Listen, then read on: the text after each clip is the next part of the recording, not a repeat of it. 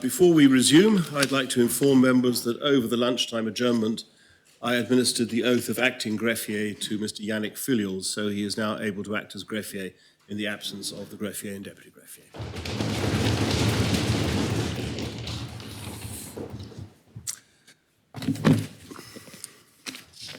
Very well, we now move to public business. And the first item of public business is the reinstatement of senators, P108, lodged by Deputy Gorst, and the main respondent is the chair of the Privileges and Procedures Committee, the Connétable St Martin. Before we start, I would remind members that this is a matter that relates to the alteration of the membership of the Assembly. In accordance with Standing Order 89A, such matters require a majority of the elected members of which the states are constituted to pass any such proposition or amendment, and that is to say 25 people must vote, 25 or more must vote for. There are two amendments, one from Deputy Morell and one from Deputy Scott. Are you accepting any of these amendments, Deputy Gorst? So now I'm leaving it in the hands of the Assembly. Very well. So we'll take the amendments when we come to them. I ask the greffier to read the proposition. The states are asked to decide whether they are of opinion, A, that the office of senator, elected on an island-wide basis, should be reinstated in time for the general election in 2026. B, to request that the Privileges and Procedures Committee engages with states members, the public, and other individuals or bodies as it sees necessary to develop proposals that will amend the electoral system so that senators elected on an island-wide basis are reinstated at the general election in 2026. And C, that the proposals requested in B should be lodged in time for debate by the States Assembly no later than the end of July 2023, with consequential amending legislation being lodged in time for debate no later than December 2023.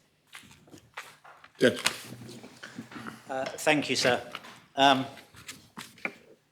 Having sat through more debates on electoral reform than I care to remember, and I see the greffier glance across, she also says sat through more debates than she cares to remember.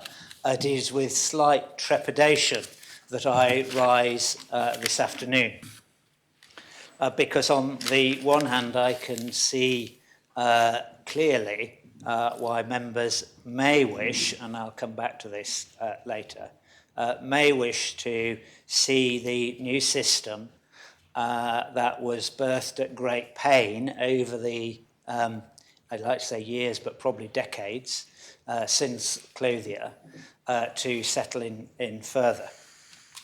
But for my part, sir, my original proposition was lodged on the 27th of June last year, and it's important to note that because there are timing issues with the proposal as it's currently drafted. It was lodged on the 27th of June 2022, and members will be very aware of that day, because that was the day that this Assembly was sworn into office following the general election. And I was pleased to concede after that lodging to the requests of PPC to allow them to do further work. What that also meant, sir, was that this Assembly was able to focus on the other priorities that members of the public had communicated and discussed with members on the doorstep. And we were able to support the Chief Minister in her excellent 100-day plan and deliver quickly and strategically on behalf of islanders' desires and the things that they'd said were most important to them on the doorstep. We were able to deliver a mini budget, putting money back into people's pockets within a matter of weeks of being elected. And these are all things that this Assembly should be proud of.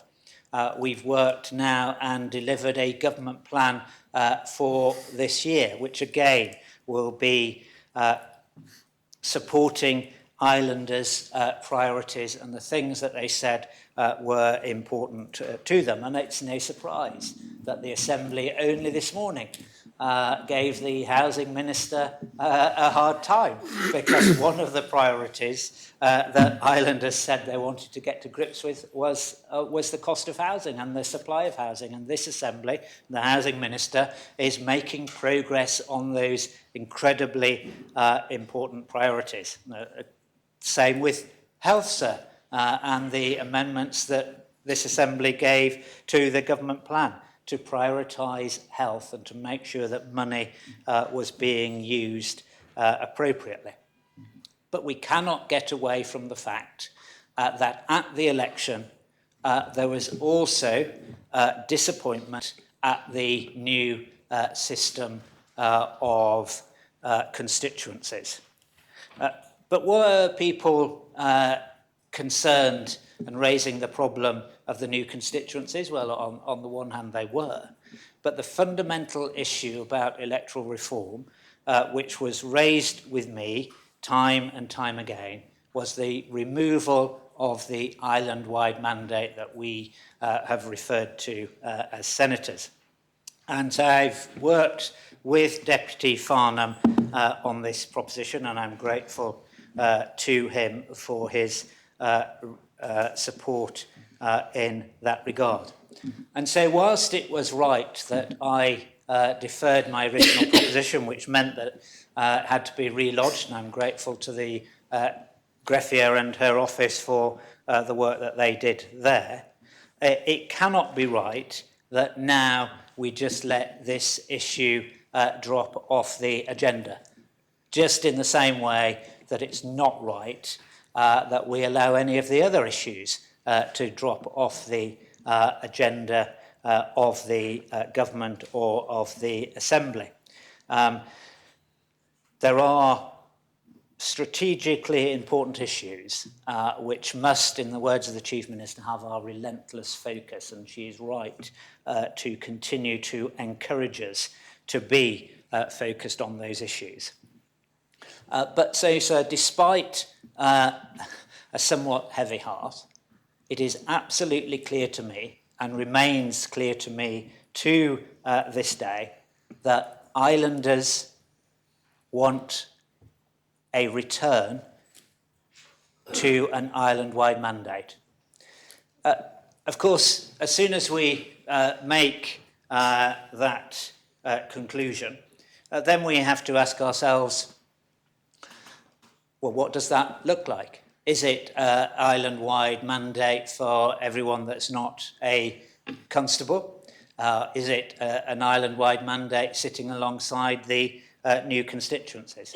And that is work that really, which is quite detailed and technical work, which is what I'm in effect asking PPC to undertake. And it is for that reason that I think it's appropriate for the Assembly to opine upon the two amendments. Because for my part, I wouldn't wish to tie the hands of PPC around which of those sorts of proposals that they were to deliver, but simply recognising the what I believe was the loud voice of the electorate and return to some form of island-wide mandate. I know so equally when we get involved in the cut and thrust and the very important urgent things that cross our desks, it's sometimes, unfortunately, but we all need reminding of it, we need reminding of what we said to islanders on the doorstep, what we said to islanders in our manifestos, and what we said to islanders in hustings.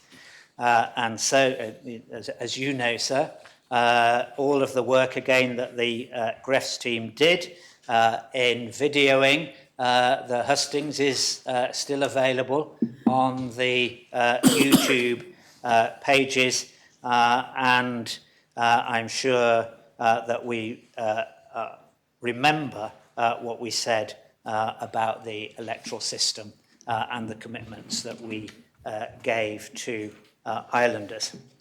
Since then, of course, we have had the report of the election observers, and we have had the report of the opinions and lifestyle survey, which again PPC referenced in their comments, and I'm sure that we're going to hear contributions focused on both of those reports. But I think it's important to remind ourselves of the nuances of those reports.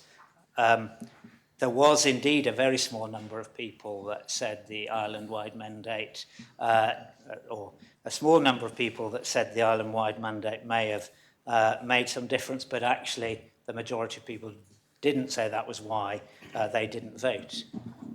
But that's a very different thing from those who did vote, voting for candidates who said that they would support the reintroduction of the island-wide mandate. And I think it's important that we acknowledge that particular nuance.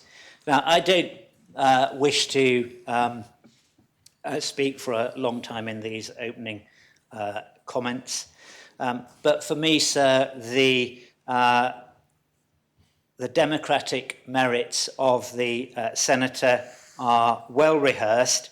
They're included in my report, and they outwith what islanders said to us at the election are, I think, ground sufficient for the reintroduction of the island-wide mandate.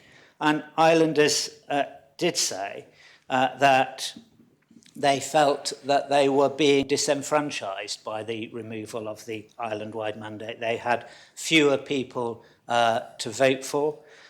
They felt that the office of senator was the most democratic and most accountable, and it gave islanders the greatest ability to shape their assembly and government, and they wished to see it returned. Of course, I'm very conscious that the democratic merits of the office of senator, some in parties may and no doubt will assert that all of those benefits around accountability, around the ability to shape government and policies can be delivered through party politics. And we've heard individuals say that in this assembly in the past, and no doubt we will hear it again today. That, of course, is a legitimate view. Just as I said earlier, it is a legitimate view to allow the previously agreed reforms to bed in. But so as other members gave commitments in their manifesto, I gave a commitment in mine to seek to have the island-wide mandate reintroduced. And so I come to timing, and I know that the chair of PPC is very conscious of the timescales which are now in the proposition, and perhaps, sir, I should put my hands up and apologise. When I first lodged this proposal in June of last year, July 23 seemed a long way off. But as the Chief Minister is now keen to remind us, this Assembly has only 3.5 years left to deliver actions on behalf of islanders. And it is quite right to say that July 2023 is approaching us very quickly. And so I know the words in black and white are what they say they are, and that is what one is asking the Assembly to vote upon. But I recognise that the Assembly would need to give PPC a great deal of flexibility in that particular timeline. And so I give that commitment here on the record on Hansard, that I recognise that that flexibility for my part will be rightly forthcoming. And so not wanting to tie the hands of PPC, as I said right at the start, I leave it to members to make their decisions about the two amendments. I can see that there are strengths in those amendments, and they might give confidence to some members about a future shape of the Assembly, but I'm also mindful that it might be that PPC wish to think about the extending the island-wide mandate beyond that which was previously, and I wouldn't wish to tie their hands in those considerations, because I know that some members do wish to see us go in that direction. So I hope that this debate won't become personal, playing the person rather than the ball, as we've seen in some commentaries in the media in recent days about who got how many votes and under what mandate. This, for me, is an important constitutional matter. It fulfills a manifesto commitment. I know it fulfills a commitment that many members of this Assembly made to their electorate. And so I will endeavour to deal with any issues that arise once we've got through the amendments in my summing up. Thank you, sir. Much. Is the proposition seconded? Yes, sir. Sir, may before we start this debate, may I just raise what I believe is an urgent issue developing in some parts of the island. It's for a ruling in relation to asking an urgent oral question. As we speak, sir, flooding in certain parts of the island is getting worse. I've been contacted by a number of islanders, sir, with some quite concerning photographs, and I think it needs to be brought to the attention very quickly, sir, of the Assembly and ministers. There seems to be not a lot of communication, which is unlike the government, I must say. And I wondered, sir, the process for asking an urgent oral question, and perhaps as soon as that could be done, sir. Thank you.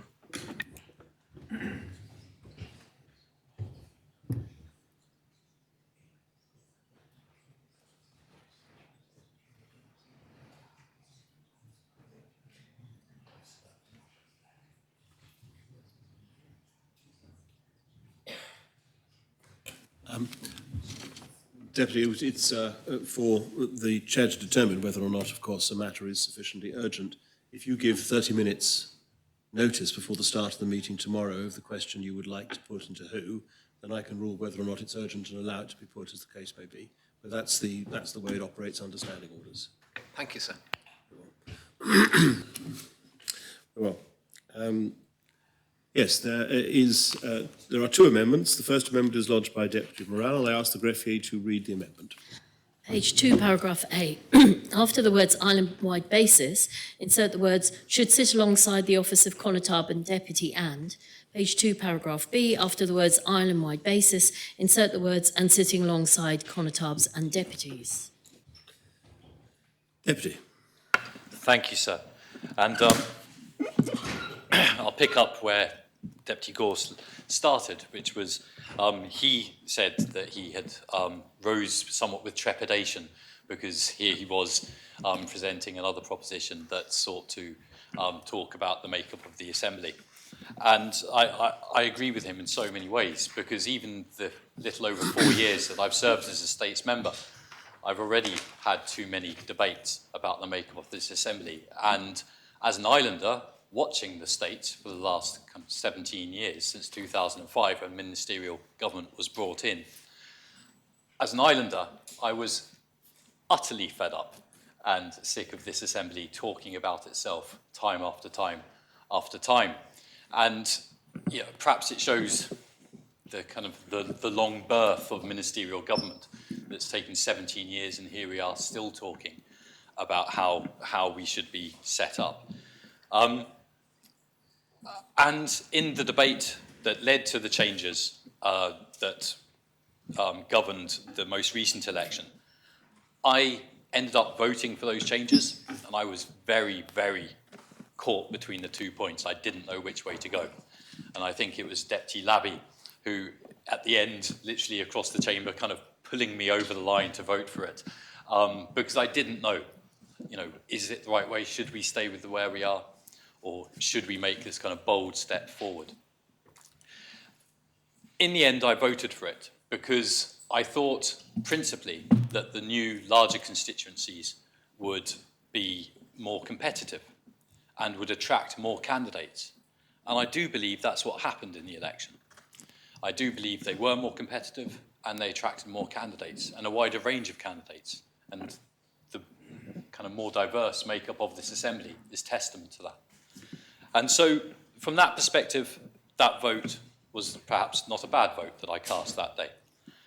But I did say one thing in that debate, as I expressed my indecision on the matter. I did say that I would not put up with, as much as one member can kind of hold back the assembly, going back over this, making more changes, bringing back more debates to the assembly about the makeup of this assembly, believing that we need things to just settle down. We need to have things work for a while, for a period of 10, 15, 20 years. We can't just keep every 3 or 4 years changing the assembly again. And so I said, if there is to be a future change, away from the system that we just ran in the last election, then that change needs to be backwards. It needs to be back to where we were, senators, deputies and constables, rather than going forward again to another experimental time of trying something else afresh without knowing whether it will work or not. And so that is what my amendment seeks to do. It does, unlike Deputy Gorse, it does seek to tie the hands of PPC somewhat, because my amendment says, yes, let's look at reinstating senators. And there are many people on the doorsteps who told me why, and Deputy Gorse expressed that, why people want to see senators in the States again, and I really understand that. I understand why people enjoyed that island-wide vote. But I believe strongly in deputies and constables as well. And I really, absolutely do not believe in an assembly made up of only senators, only the island-wide mandate. And some might say, well, you can have constables and senators. You can, but if I might steal a phrase from the early 2000s, of the phrase taken from the early days of the internet, constables, incredibly valuable. And I've voted for them to remain in this chamber time and again. They focus on very local issues. The phrase I was thinking of was the hyper-local, so to speak. They are there for their parishioners day in, day out, and they serve them incredibly well. Deputies take a step back from that hyper-localism, but they represent, nowadays, a district. Sometimes it was a parish, but they know where they are rooted. When a person from that district contacts them, they know as a deputy it is their responsibility to get in touch and to speak to them. Senators don't have that level of accountability at a local level. Senators, and we are seeing this in Guernsey as I understand it, where it is only island-wide mandate, they are rooted effectively nowhere in terms of local issues. And we know that as much as we like to think of being a states member or being a minister or being a scrutiny chair, oh, we're there for policy. There is a reality. We're not just here for policy. We deal with the local and the operational day in and day out. All members of the Assembly do. And I therefore feel really strongly that we need to keep deputies and we need to keep constables in the Assembly. So this amendment is really simple. It does seek to tie the hands of PPC, should Senator Gorst's proposition be adopted by this Assembly. It seeks to tie the hands by saying, yes, let's look at senators, let's look at bringing back senators, but we must keep deputies and constables in the Assembly as well. It doesn't say anything about districts, so it could keep the current districts, it could go back to the old districts, it could create new districts. It doesn't talk about anything about the constituencies. But it does say there is huge value in having that three-tier system. And I think this is something that I believe Deputy Farnham has often said when he was defending senators. We must remember we are a unicameral system. We have one chamber that is trying to do a number of jobs. And that is the reason why we have different types of members. It is to go through the different types of jobs that this one chamber does. We don't have an upper house where you perhaps would have your senators, or perhaps some would say your constables could be there. We don't have that. We have here one chamber, and that's why we have a mix of different members of this chamber. And so I won't go on. I just hope the Assembly see that, or share my belief that deputies and constables both bring great value to this Assembly, and that if we are to bring back senators, it should be alongside deputies and constables and not instead of deputies and constables. And that's what my amendment seeks to do. Thank you, sir. Is the amendment seconded? Yes, sir.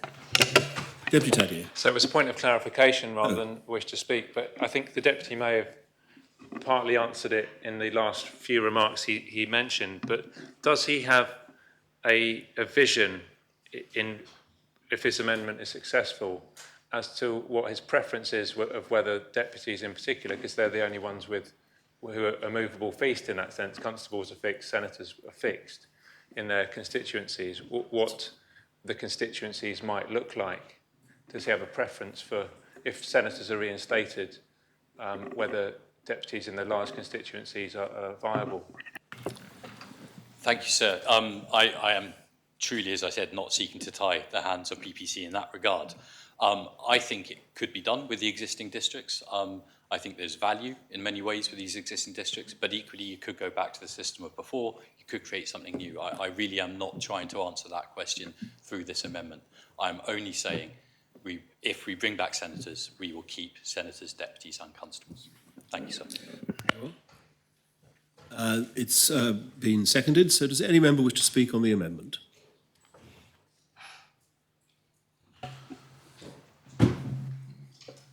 Chair of PPC.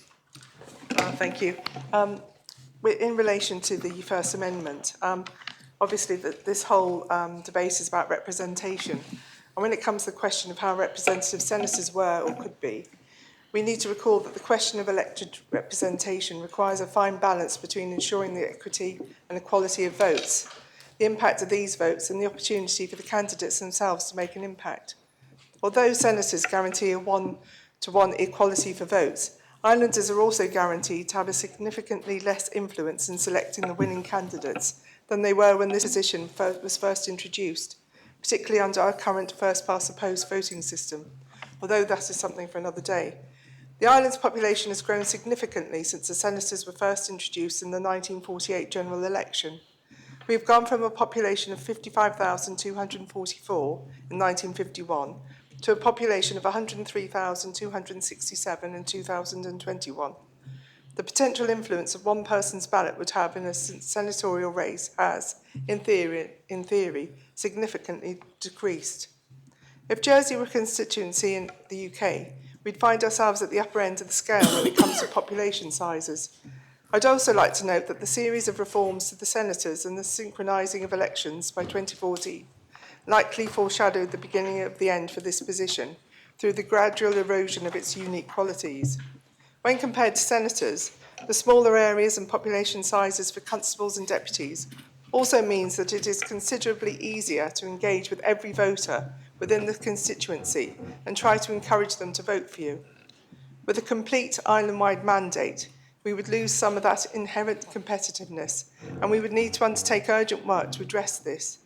It limits the possibility that you can get in without the necessary scrutiny or challenges from the electorate that all candidates should face. Likewise, a smaller population and geography should make it easier for those from underrepresented backgrounds to stand for election in Jersey. Nonetheless, we still need to do more to encourage greater diversity and opportunities for representation in Jersey, and it appears that the smaller constituencies have helped to achieve this. I would just like to urge some caution in regards to the paragraph in the main report, Deputy Gorst report, that suggests that we could either return the senators as they used to be or have all members elected on an island-wide basis except for the constables. Given the traditional boundaries of our parishes, the latter approach would still bring about electoral disparity, given the sizable differences in population within each parish. If Deputy Gorst wants to prioritise votes to be as equal as possible, then we'd either need to maintain some district deputies to balance out these inequalities, or to copy the Guernsey model and ask islanders to vote for 49 members each. And although I'm personally in favour of retaining the constables, I would request that we leave that debate on this position for another time. I further should note that I do not believe that the model undertaken in Guernsey, that is, using a single referendum with instant runoff voting to determine the final outcome, should be the way forward. We need to give this issue more time and more space within which to be discussed and considered. It cannot be solved with one ballot. Going back to my previous point, some members may have noticed that some countries rely on using large constituencies for their general elections, but these are often delivered either through more proportional voting systems and usually a list of candidates on specific platforms and party affiliations, limitations that I believe we should avoid if we want to encourage greater levels of political participation. We want independents and parties to have an equality of opportunity. Our current system also ensures a greater level of equality in the selection of members to positions of the executive and of scrutiny. There is no longer a question of whether senators are more elite or more senior to other states members, and instead we can freely choose from any of our 49 members who take positions of leadership. Standing for senator was often a brave decision, yes, but by the time of the previous assembly, it was no longer indicative of absolute seniority. It is just as courageous to face a ballot when running for deputy or constable. Furthermore, the chief minister is usually the candidate who can develop the largest and most stable level of support within the assembly, because it is us members who are responsible for placing them in that position. And if they lose a majority of our support, then we can remove them. They need to earn our trust, and we should not let this principle be overridden. The deputy in the initial report makes reference to the popular will helping to decide on the executive, but I would like to note that he himself is the only former senator to have ever topped the polls and be subsequently elected chief minister, or in his case be re-elected into this position. Has achieving the highest number of votes at a general election been a precondition of becoming chief minister? Then perhaps we would instead be talking about the premierships of former Senator Stuart Sivray, former Senator Ian Lamarca, former Senator now Deputy Balash, and former, as I've mentioned, former Senator now Deputy Gorst, and former Senator Tracy Valois, in that order. I will leave it up to each of your imaginations to explore those counterfactual worlds. Again, questions around how island-wide voters can influence the formation of assemblies and future councils of ministers is something that we can and should explore, but it needs to consider the balance between a clear, popular will and the confidence of members within the Assembly. Our democratic history is one that values synthesis, consensus, deliberation and compromise, and we should not sacrifice this for the imposition of a single defining political will, no matter how charismatic such a will may be. It is, however, worth acknowledging the difficulty in squaring the loss of votes with the redistribution of district boundaries and in ensuring that islanders will be able to influence the future constitution of this Assembly. Given our small size, we should not shy away from bringing islanders further into conversations around the issues of the day. Perhaps islanders should be granted a greater level of influence in designing, for example, the common strategic policies, or by providing a clear steer on certain key issues.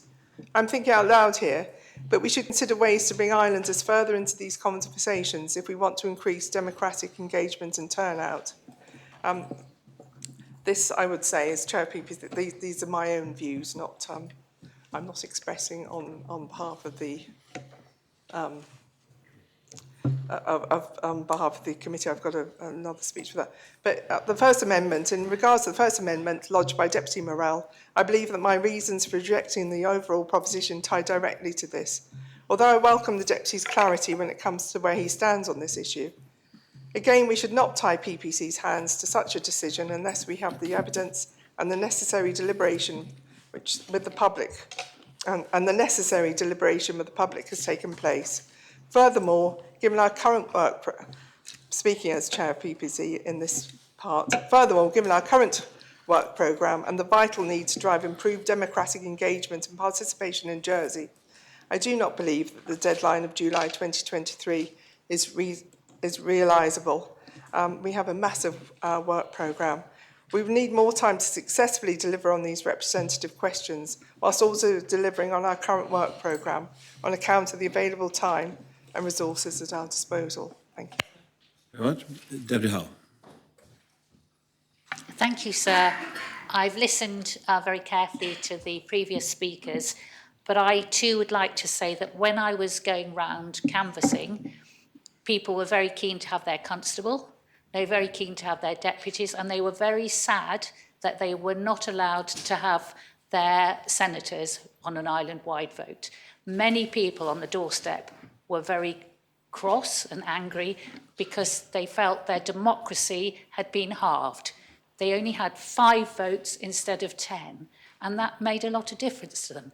I believe that we could work this out. We could keep the larger constituent, we could keep our constables, we could keep our larger constituencies, but if we took 1 deputy from each of those, we could have 9 senators.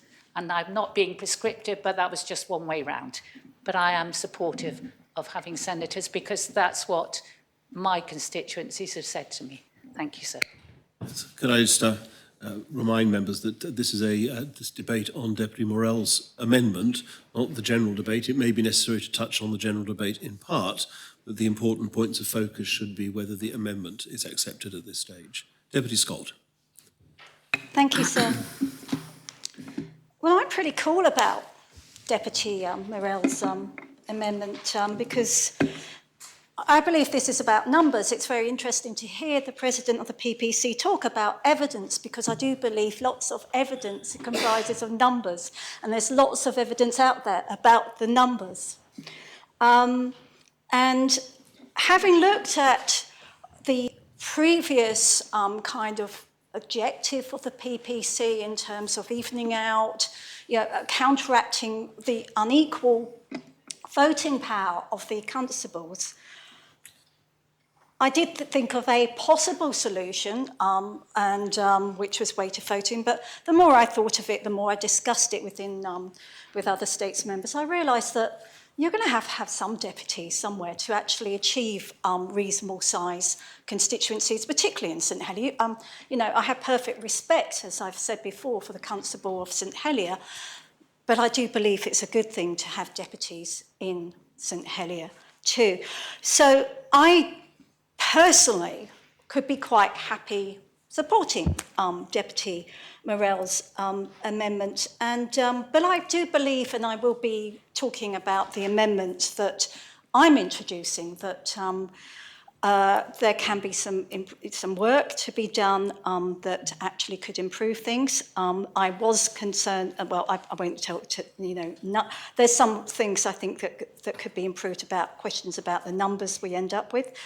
But more importantly, there's the timing issue that's been mentioned by the PPC. And again, there is that opportunity to vote for my amendment that actually increases the time that the PPC will have to consider this amendment. So this is great because my amendment can either amend Deputy Morell's amendment to achieve that result, or if you don't particularly want deputies, which I do, that you can actually reject that and just vote for my amendment. It will amend the main proposition. So I do hope states members are clear about the benefits of my amendment.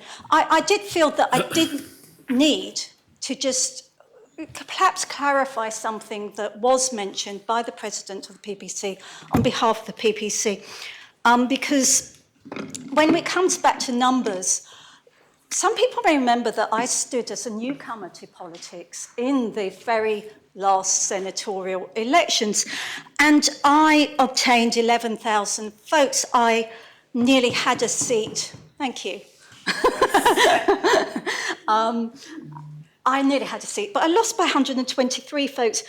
And I know that some senatorial candidates really thought I shouldn't be challenging them because I didn't have a history of being a deputy. And I had specific reasons for not wanting to stand as a deputy at that time. And I'll talk about that in respect of the main proposition. But I want to say my reasons were confirmed. Anyway, so, yes, so it wasn't courageous of me, compared to standing with Senator. That wasn't courageous. same as standing for deputy. No, it was not. But I do want to point out that I did get those votes. I use social media an awful lot, and it worked for me. And I'm happy to share tips if people want to go down that route. I think that there's a lot to be said for having an island-wide mandate, and that's why I did it. So I am supportive of this proposition, sir, and I'll be voting for it. Thank you. Very well. Deputy Taddy. Thank you, sir. I will speak to the amendment, and I was moved to speak in order to react to some of the things that the move of the amendment said. And I think it started off quite well, basically saying the Assembly over the past few decades, certainly the past 2 decades, I think he said 17 years, when he wasn't a States member for some of that time, was fed up of listening to debates about ourselves.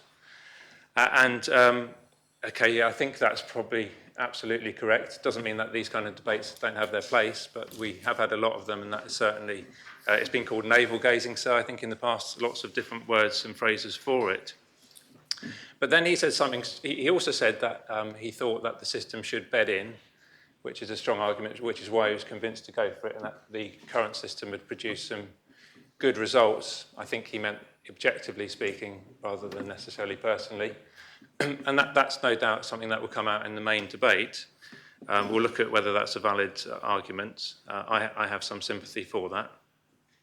And then he said, but if we are to have changes, then we should go backwards, not forwards.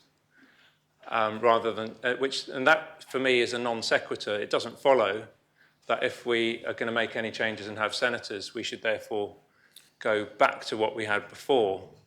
But then he went on to say that, but it might not be exactly what we had before. It could be that we keep some of the changes that we've had for deputies in larger constituencies. And so essentially what we're talking about with this amendment is, do we keep senators and deputies, and what kind of deputies do we keep constables and deputies alongside senators, or do we not? He also talked about, therefore he's not tying PPC's hands, but exactly what this amendment does do, if it is adopted, is tie PPC's hands. Because it would seem to me, and I make no comment on, I'm happy to give way for clarification. Thank you. So it's more a point of clarification, I think. So I don't know how best to phrase it. Well, is it a point of clarification you're making of your own position? It is of my own position, yes. Well, of course, you do get the last word. Yes, it was just... I'm happy to accept the intervention. It's just because I said I was tying PPC's hands, not that I wasn't tying PPC's hands. I said I was. The point of clarification is that Well, that's valid, sir, because I wouldn't want to continue the whole of this debate of misrepresenting. And so that's useful, and I think it's exact. So it does exactly tie PPC's hands, but he said in terms of the deputies, it doesn't tie their hands, because he's leaving it up to them to decide whether we go back to old deputies or new deputies. And I think this is where we've got an issue, because it's actually quite unhelpful philosophically and semantically that we are using the same word deputy to describe a different role to one which never existed in the past, ever. Because those of us who are deputies might as well not be deputies. Our roles have changed. The former deputies were all within parish boundaries, and they were either representing an entire parish, as in the case of Grewville, or wherever else, or they were representing part of a parish, such as in St Brelard or St Saviour or St Helier. So there's been a fundamental shift. So when we talk about deputy, we should really be, to use a mathematical term, where we might have had X, Y, and Z before, we've now got a system of X being the constables, Y, senators have been removed from the equation, and the Z that was deputies before now becomes A, shall we say. And so we're not comparing apples and pears. And I hope I'm not losing members in saying this. It's absolutely fundamentally important that we look at this issue, because the argument that was put forward for creating the new larger constituencies, which were amalgams, and Senator Balash will remember, as he was senator at the time, the whole idea that the new big districts were sold to us, either with or without the addition of constables, was that they were to be in part a compensation for the loss of senators. And so I think it is absolutely fundamental that we know if senators are being reintroduced, we know exactly what kind of deputies we're reintroducing and whether so this is what we're debating today. And unfortunately, it doesn't give PPC the option, which I think some members of the public want, and I probably accept, although I've got to be careful not to paint myself into a corner here, that on balance, a majority of the voting public want to see some kind of island-wide mandate maintained. That's not an argument necessarily for doing it. There will be counter-arguments again. But what they don't tell us is whether they want everybody in the island to have an island-wide, and everyone in the states to have an island-wide mandate, whether they would just like senators and constables, which is certainly some of the representations that we've had through via emails do say that. Others think that we should have smaller constituencies within the parishes alongside going back. There might even be others out there who think that we should bring back jurats and rectors, sir. And so, I guess to come full circle, what I'm saying is that I'm not sure whether the amendment that the Deputy has put forward is a safeguarding mechanism to say that if we have senators, then it must only be alongside deputies and constables, which again, I don't see the logic there. I don't see the causal link. We could have senators without deputies and or without constables. That's entirely possible. And by acquiescing to this amendment here, we are tying the hands of PPC to look at of all of their options.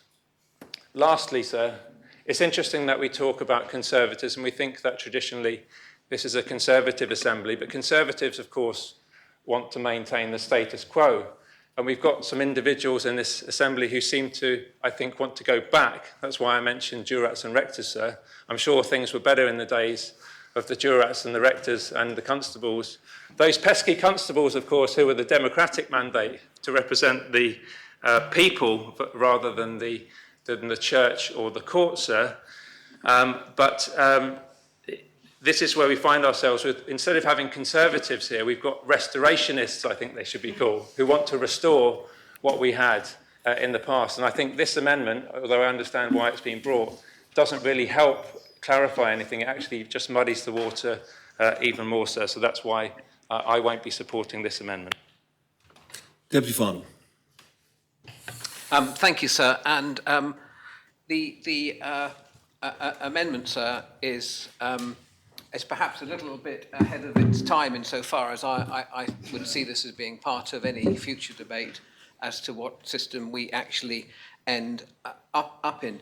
And I know Senator Gorser was very, Deputy Gorser, sorry, was very, very careful in ensuring the proposition was worded to ask the Assembly to restore the principle of an island-wide mandate, whether that be sitting alongside deputies and constables as an all-island-wide mandate. And that's something I was discussing my good friend, the Constable of St. Peter, earlier, and that's something I think I could support, is an all-island-wide mandate. But that's a debate for another day. And I just want to urge members to remember this is about the principle of an island-wide mandate. And I don't like to disagree with my former colleague, because he never disagreed with me in the past, especially when he was head of scrutiny, but of the Economic Affairs Scrutiny Panel. But I just want to remind members that this is a debate about returning the principle of an island-wide vote.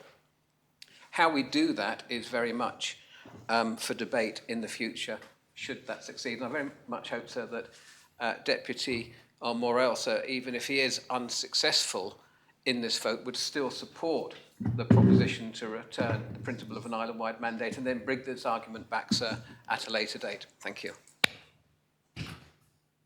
Very much. Deputy Joseph.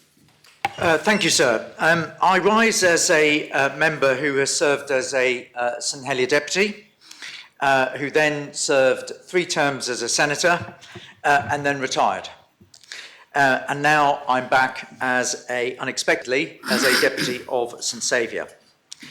So since 1999 and all the years that I served until 2018, this Assembly spent more weeks and months, I think, on the subject of its composition than virtually any other matter. I will be corrected if I'm wrong, sir, but the composition of the states and improving the electoral system, making it fairer in terms of the amount of votes people have, a proportionate and fair system, dealing with the unfair system that we had, and eventually a decision was taken that resulted in the super constituencies and the assembly that I look around me as a result of the last assembly, last votes, has happened. Sir, I wish to signal that I will not be voting for Deputy Gorst's proposition in the approval sense. I don't know yet whether I'm not going to abstain or vote against. I may be persuaded to vote for Deputy Morell's proposition on a precautionary basis. But the fundamental thing I want to say, sir, is that whatever this amendment is about should be about improving democracy and looking at how democracy connects with what voters and our island community want. People in Jersey do not vote in sufficient numbers compared to other places. We have a job of work to do to improve that democratic turnout. The arrangements that all of us have now been elected on, and certainly I can say for all of the deputies, has been legitimate. It has been fair. There was a proper contest in all of the deputorial seats. And I think, as I look around this assembly, there is not a single member, I would say, that it hasn't actually had to earn and argue and deserves to be here, representing their respective communities, and also having what I think as a St Saviour deputy, a direct connection with a community. And I'm very happy to be a St Saviour deputy. It's a much better system because there are 5 of us with our constable, and I think that the people that come to the individual deputies now have a certain link between deputies, 2 of us are ministers, one is assistant minister of scrutiny, and a constable, and they now feel that there is a connection between the people that are the policy makers that decide things that matter to their lives, actually they can approach. I am not at all convinced, sir, that a debate about, I certainly think that constables and deputies should stay, but I'm really concerned that what the people of Jersey, who have put us here as a result of the election last year, want action on their priorities and on the things that matter. The cost of living crisis, the recruitment crisis, the hospital. They want to have a meaningful connection between the people they vote and an ability to hold them to account. And here we are again, doing what we did in the 19 years that I was here, is talking about our composition and how we got here and a better way or something. And frankly, I really think that this is not the right debate to be had at this time. I think that we should be, as an assembly that has elected a government with scrutiny, we should be using the time, the valuable time. Time is money, resource, and time is the most expensive resource, on the issues that are the priorities that we need to fix in Jersey, because that's what democracy is about. And so I'm going to, out of probably an abundance of caution, because I want to keep deputies and constables, and I think the issue of senators is simply, people don't like change. I was of the view that senators should be kept, but when the facts change, I can sometimes change my mind, like all people do. And I don't know whether this assembly, I don't know what the public of the island think now they've actually experienced super constituencies in a more meaningful way, that actually have a fair proportion of electors to votes in a much more meaningful way. And I think that it is just crazy for us to be taking up time and resource and asking PPC to do more navel gazing, as the public call it, and they're right, about ourselves, rather than focusing on the reason why democracies are, in theory, working, which is actually doing what the people that put us here want us to do. And so I have to say, out of abundance of caution, I might vote for Deputy Morell, but I'm not going to speak in every single amendment. I simply think that the public are in no mood, certainly from the people that I speak to in St Saviour, to change, A, the St Saviour 5 voting. That's been an improvement. So they like their deputies and they want to keep their constable, I think, certainly the ones I've spoken to. And I think I have heard nobody talking about anything else, apart from getting to deal with the housing crisis, the cost of living crisis, control of public expenditure, keeping taxes low, getting the economy going, and all the rest of it. And on that note, sir, I will listen to Deputy Morell's summing up. I hope we're not going to spend all day here talking about this, and all day, and then lots more debates in the next year about something which we simply should not be doing, because that is time spent on not doing the things that we should be doing, which is improving public policy, holding ministers to account, talking about policies, and preparing our island for a rapidly changing world. Very much, Deputy. Connie Harbison-Peter. Thank you, sir, and I'm going to be very quick. It's about my experience during the election of going door to door, and what I learned from the parishioners. And I learnt that they wanted to retain the constables, but I also learnt that they were very keen on the island-wide mandate, and it was a significant issue to them. It was probably, I would say, 75% of the people that I called on raised the issue of the island-wide mandate and having lost it. But they were quite clearly split into two groups. There were those who wished a return to, let's say, the previous system where we had senators, deputies and constables.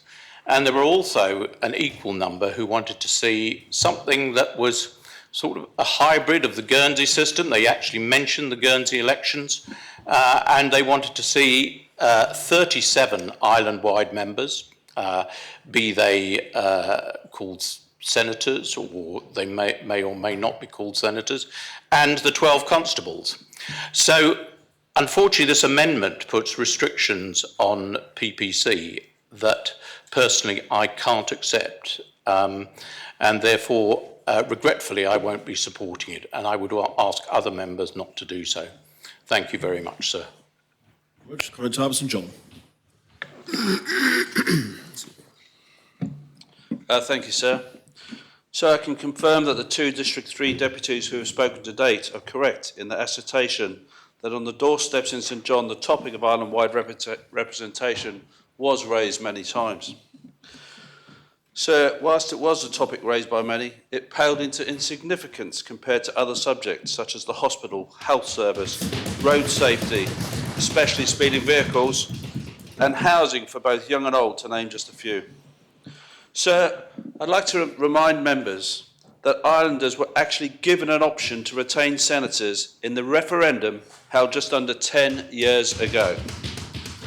So we're just 29 weeks since the last election, and if the Deputy hadn't delayed the debate, we would have debated this just days after that election. Sir, why aren't we giving this new solution time to settle in? We have our most diverse assembly to date. The chair of PPC said we need to do more to engage at grassroots. Well, what are we doing? Sir, I can tell you in District 3, we have 4 excellent deputies, and I'm pleased that they will all join me on the 8th of February at our next parish assembly for a question and answer session. So this is something I used to do with the parish deputy, and it's all about increasing engagement, sir. I would recommend it to others. Sir, we really do need to give this model time to settle and time to see if it works. Sir, whilst I enjoyed an excellent relationship with my previous parish deputy, I now have 4 deputies who I can speak to and refer parishioners to if necessary, each with different experience, different areas of interest. Some people say they feel disenfranchised with no representative, but equally, sir, I have had people who have been encouraged by having the 4 deputies that they can reach out to at their disposal. Sir, I would remind members that under 20% of people voted to retain senators in the 2013 referendum. Yet it was this assembly that rejected their views. And whilst the vote was close between A and B, when it came to the transferable vote, the vast majority of C supporters voted to retain the constables and have larger districts. Sir, in St John, only 5 people transferred their vote from C to A. And in the original vote, option B in St John got exactly the same amount of votes as A and C combined. We We often say we don't have data to make decisions. Well, on the rare occasion we went to a referendum, members of this Assembly continually ignored the result until the vote last year. Deputy Scott spoke about numbers and evidence, so I've just provided some. So we have the evidence from the public, and if we want to change, then we should give the public the opportunity to decide, and that should not be done until we've given this solution the opportunity to work.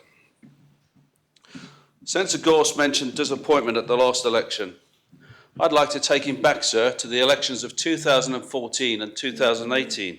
So I worked on campaigns in both of those elections, and I can tell you there was lots more disappointment then than this time round. So the public were disappointed because their voice had been ignored. We heard about the 3% from the survey that went out who didn't vote because of senators. Sir, I lost count of the people who told me they would never, ever vote again because this Assembly ignored their voice. Sir, we cannot be doing that again. And whilst fully respecting my friend Deputy Morrell, who has brought this amendment, I cannot agree with him about moving backwards. Sir, we have to move forwards. If we don't move forwards, let's stand still. But please, sir, don't move backwards. So, I'm sorry to disappoint Deputy Teddier, sir, but I'm not a restoration member.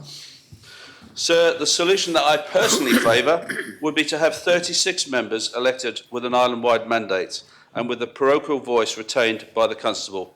So that's not before us, so I will be rejecting the amendments and I'll be rejecting the proposition. Thank you, sir. Deputy Bezek. Thank you, sir. Hear, hear to the Constable of St John. I enjoyed that speech so much, I hope I can hear it again word for word in the debate on the main proposition. I think it's in order if it's technically a new debate, or maybe I'm wrong there. Sir, the greatest virtue of this amendment is that it does provide certainty. But the greatest vice of this amendment is that it provides certainty. Certainty that we will be going backwards if this amendment and then an amended proposition is adopted. So I just want to state some facts about our old electoral system that some members may not know about. So that old system of having constables, deputies and senators was not created organically at a grassroots level by the people of Jersey. It was actually created by the British Home Office in 1947 when they provided a report to this island after the Second World War for reforming our democracy. The system that we have now is the culmination of efforts of the people of Jersey. It's something that occurred through the work of the Electoral Commission, chaired by Deputy Balash, that had numerous submissions made to it, and it was one which was essentially endorsed in a public referendum, a referendum in which 80% of those voting voted to scrap the current, what was then the current system, which this amendment would seek us more or less to go back to. And sir, the old system given to us by the British Home Office is a system that makes no sense in terms of the workings of this Assembly as a body. It does not make sense to have the membership of this Assembly established from one moment in time on the election to then say, on this bench, you're going to be called that, on these benches, you'll be called something different, and then on those benches, you'll be called something different. We are members of the States Assembly, and we have exactly the same job, the same responsibilities, the same privileges, the same pay, the same everything. The reason that those categories of members were suggested by the British Home Office and why the role of senator was created in the first place, the role of senator was not created to be the senior members of the Assembly expected to take on the senior committee presidencies.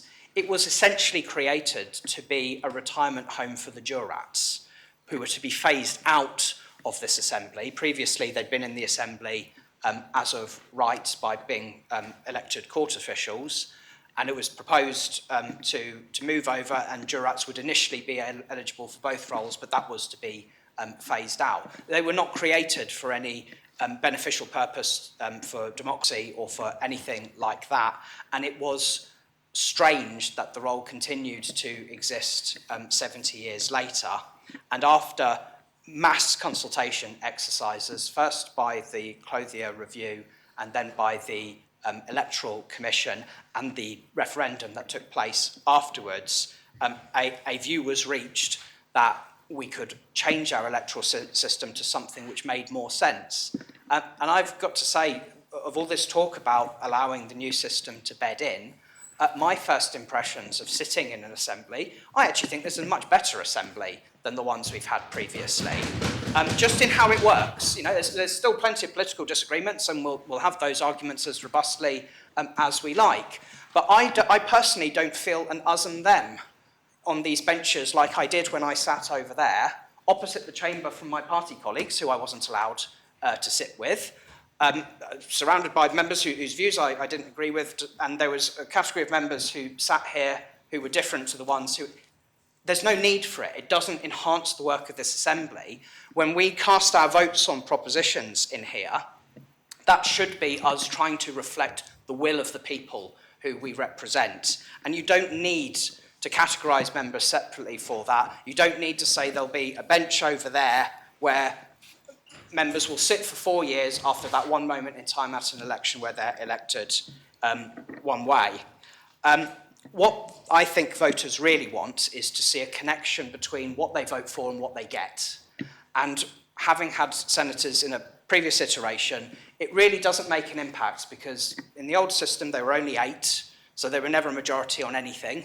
And on some of the key votes in that assembly, they were split 50-50. The vote for Chief Minister in 2018 was split 50-50. Therefore, all of those thousands of votes that people cast at their election time, in determining who was our Chief Minister, those votes were useless. That election was actually determined by the deputies then. So having a system like we have now, where there is greater equity in those deputies' districts, makes more sense. It means this assembly is more representative. It means we are more likely to reach decisions that are in line with what the public think, rather than having one block of members elected under a block vote system, which is not proportionate and nowhere near as democratic as other voting systems anyway, and providing an us and them in this chamber that provides no practical benefit for our ability to do this work.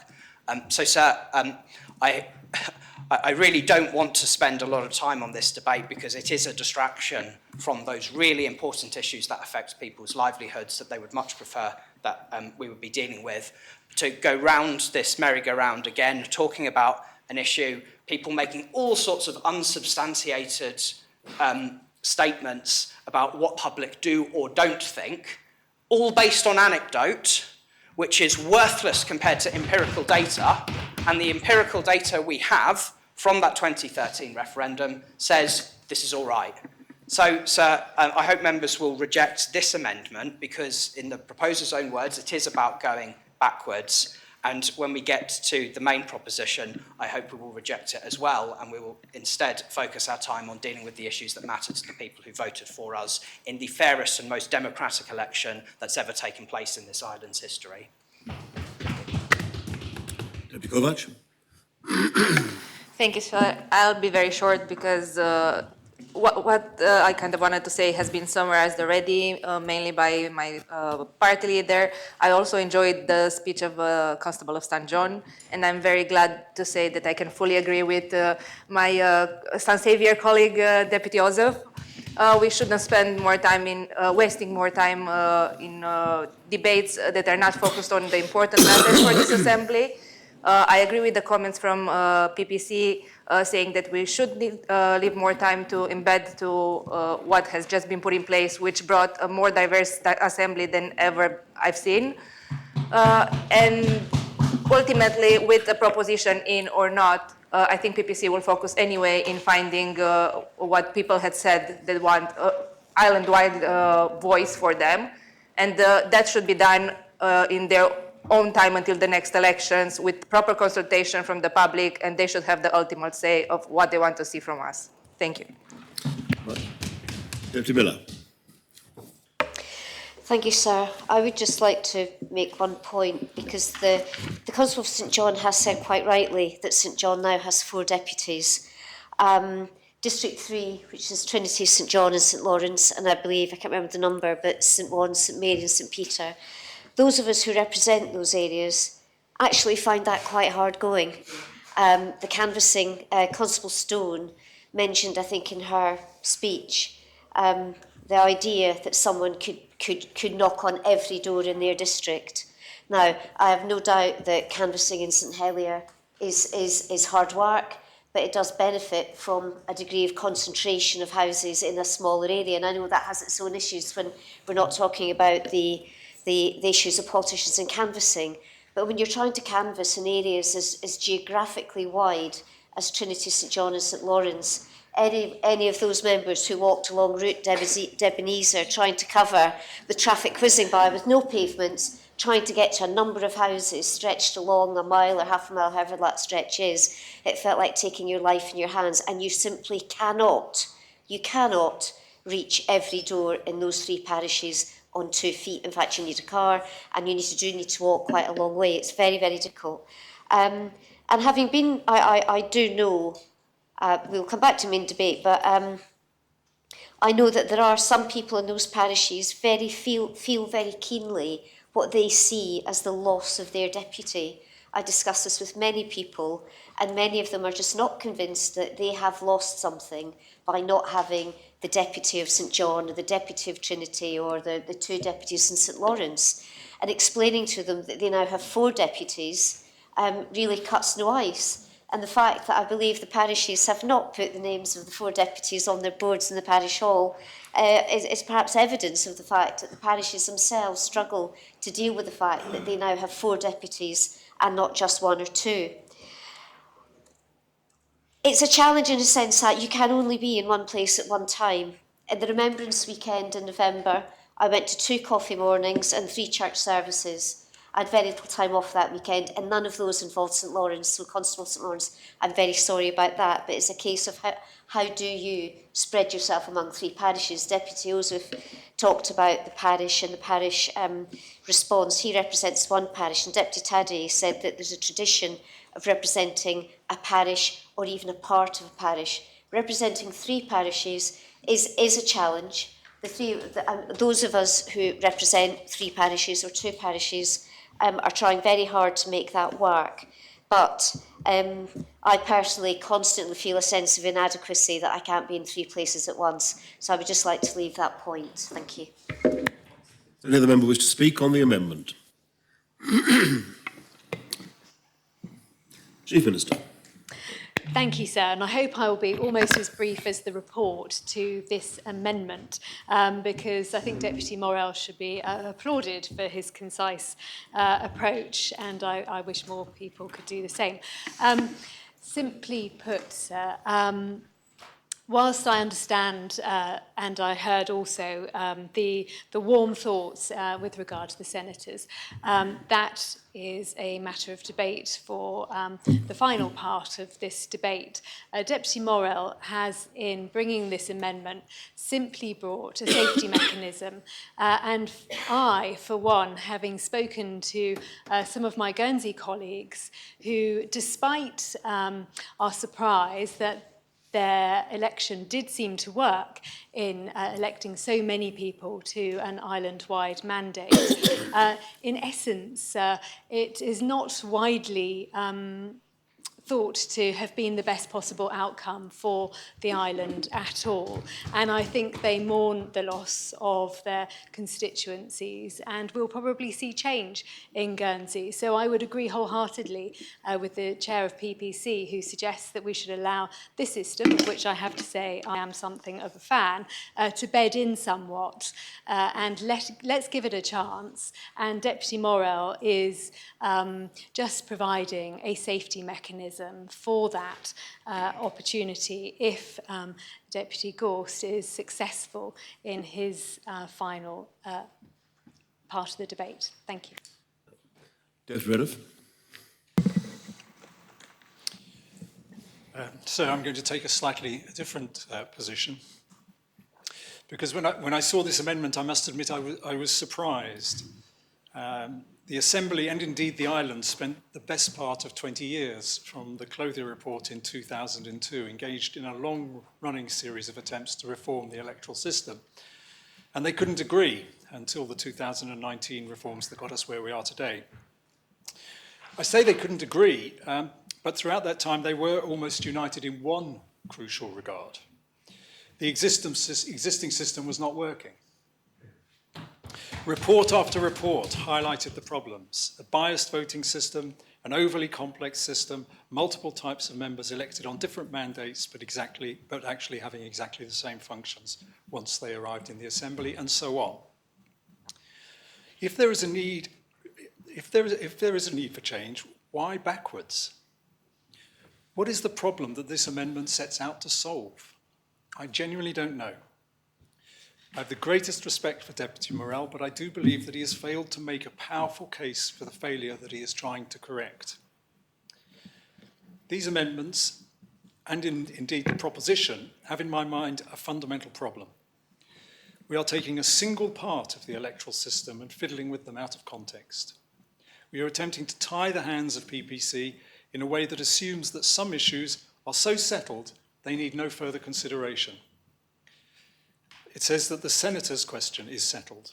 But as Deputy Joseph said, we just don't know that it is. We really don't.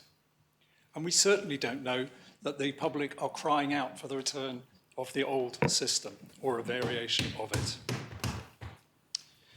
As the Constable of St John and Deputy Mesick have reminded us, when a referendum was held in 2013, only 20% of voters chose an option to preserve the senators. 80% wanted change. It may have been 10 years ago, sir, but one thing you can say with some certainty is that it is very, very hard to argue that that vote suggests an overwhelming public support for the old system. If we pass this amendment, we would mean throwing out the one big gain of the last election.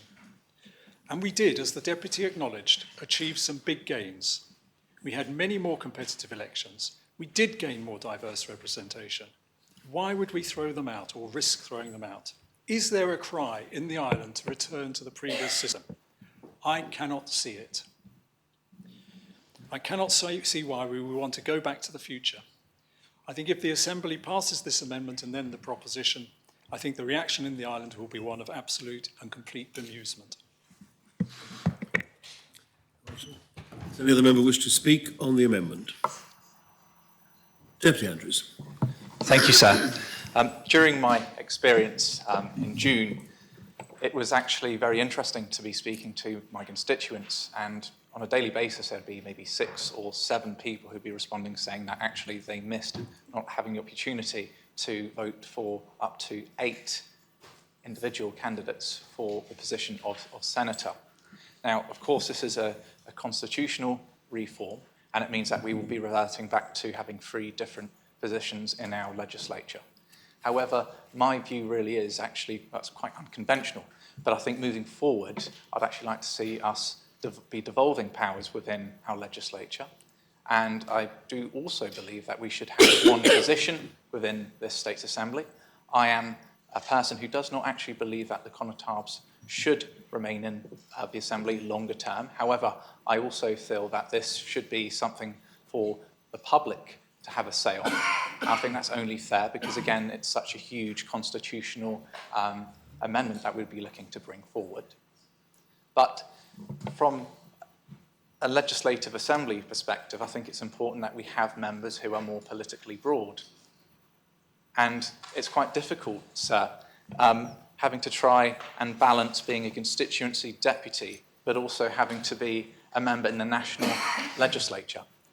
And I think actually in future, it'd be good to actually find a balance between the devolvement of powers and having more people have a say at a decentralised level where actually decision-making processes will be more informed.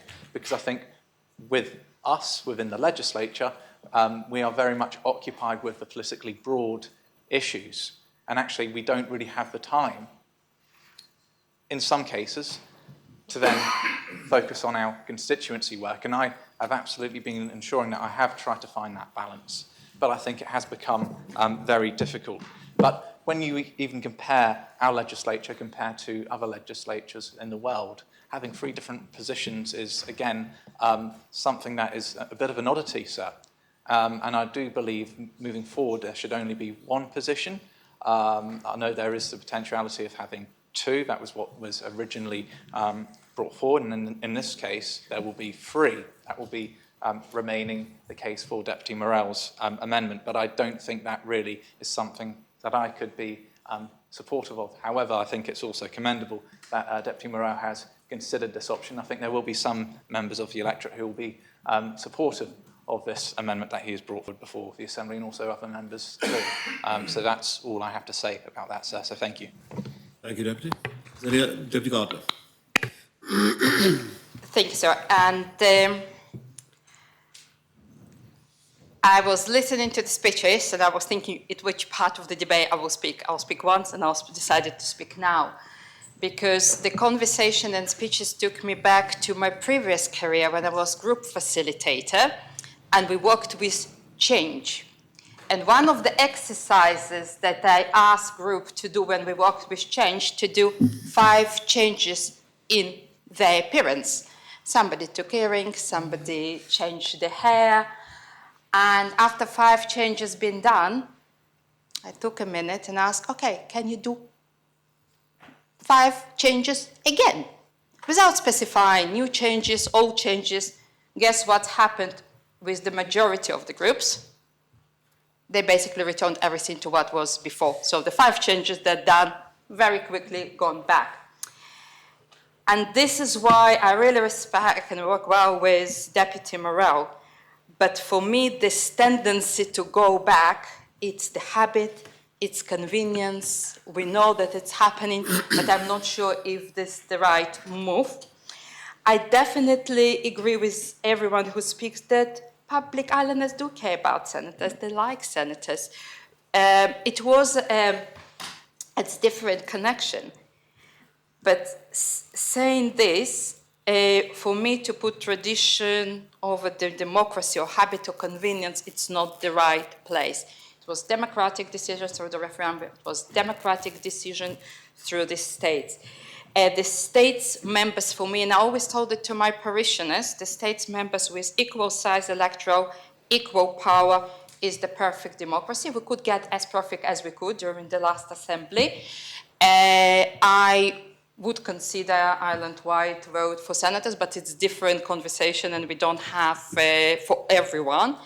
And I don't want to restrict anyone's hands, but I definitely think going back, it's not the right thing. I would rather to look forward, and I will be voting against. Does any other member wish to speak on the amendment? Deputy Levy. Thank you, sir. I too am only going to speak once in this debate, and I didn't really know when to speak, so I thought I'll air my views now for those that don't know it. I have in the past brought propositions forward when the original proposition to lob off 4 senatorial seats was presented. So I am in favour of the island-wide mandate. It is the most democratic, most accountable and the most equitable. And the public got, like it or not, disenfranchised when this assembly chose to remove initially 4 seats and latterly a further 8 seats. They were disenfranchised. And this was the #1 topic on the doorstep. On the doors that I knocked, people, it might not be the same in St Helier, but it certainly was in Grouville and St Martin's. It was the #1 issue. People felt hard done by, that their votes over the years had been removed. We'd gone from 14 votes in my constituency to 4. Now, that is a huge amount when this assembly hasn't dropped in number by any considerable number. By 3, I think we've dropped in number. So the public feel disenfranchised, and it's for that reason that I will be supporting Deputy Morell, because I believe that the three different roles are very different. The island-wide mandate is a strategic mandate. It is a very different mandate to that with dealing constituents on a daily basis. I see Deputy Mesic shaking his head, but I've been doing this job for 20 years, and it is my experience. I've seen the committee system, I've seen the ministerial system, so I believe I speak from a degree of experience, and I believe that the role of senator is different to that of deputy, and it's different to that of constable. I'm afraid I'm going to have to disagree slightly with, well, not slightly, disagree with the Constable of St John. I believe that the referendum that was held 10 years ago was something of a fudge. A referendum should give a clear question with a yes or no answer, not a range of questions, or not a range of opinions where the voter, the electorate, go in and choose which option they would like. It should be a yes or no, and I'm going to vote for this, and if PPC want to take this further, I believe we should, the time might be right in this next term or after, but I think we need to put to the public, do you want to lose the island-wide mandate? Yes or no? Do you want super constituencies for your deputies? Yes or no? Do you want to get rid of the constables out of the States Assembly? Yes or no? That is what a referendum is. Clear options, not a clear question with a yes or no answer. I believe the turnout last time, whilst I applaud the diversity of this assembly, but the assemblies have changed over time. You know, we do get different people coming into and it's always very refreshing. But I believe, despite the changes that were made last time, turnout was down. So we might feel better, but you know, the electorate didn't. It didn't get the electorate out voting because, as I say, they had seen their votes go from 14 to 10 to 4. That can't be right without asking them a few simple questions. I also agree with Deputy Miller, who spoke of the unfairness, the inequity of the system in that some deputies are representing one parish or one constituency, others have to represent 2 or 3. Well, I don't believe that is fair. So I think, sir, I'm going to leave it there. It's never a right time to discuss and debate these things, and there are always more important things, but I think we need to look to ourselves periodically, and we must achieve the best for the electorate. And so I will be voting against, because that was a clear, very clear message to me on the doorstep that my electorate did not want to lose the island-wide mandate. Thank you, sir. Very much. Deputy Constable Mary. Thank you, sir. And I'm pleased to follow Deputy Lumby, many of whose arguments I agree with. The crucial point, sir, is that at the election, my constituents did believe they were largely enfranchised. And surely the main function of any election is to establish some form of connect between the electorate and those in office. When we had senators, they at least had the residents, the constituents, at least had the knowledge that they were voting, or 8 people, they had a chance of having some input. In the present system, depending on who your candidates were, you might have no one who might end up in high office, and that surely is very much a disconnect. So on that item alone, I think I'm obliged to follow the wishes of my constituents and seek the return of the senators in some form. And I don't see that as, that necessarily as a going back exercise. Deputy Morell has put in a qualification to make sure other offices are held, but they don't have to be in the same proportions, and it's not for this assembly today to limit the scope of what PPC will might advise. So there is scope for amendment there. We can have the best of both worlds. And I also make the other point, so that several deputies have referred to the task they have of balancing their commitments within the assembly. And if you have a constituency where you're lucky enough to have your deputies as ministers, whether it's Chief Minister, Treasury Minister or others, they have an important role to play in the island. And I simply do question whether it is right for their time to be spent on what are really constituency matters as opposed to those of the island, that as a result the island must be suffering. So I shall be supporting the main amendment and Deputy Morell's amendment. Thank you. Right, Conetable. Does any other member wish to speak on the amendment?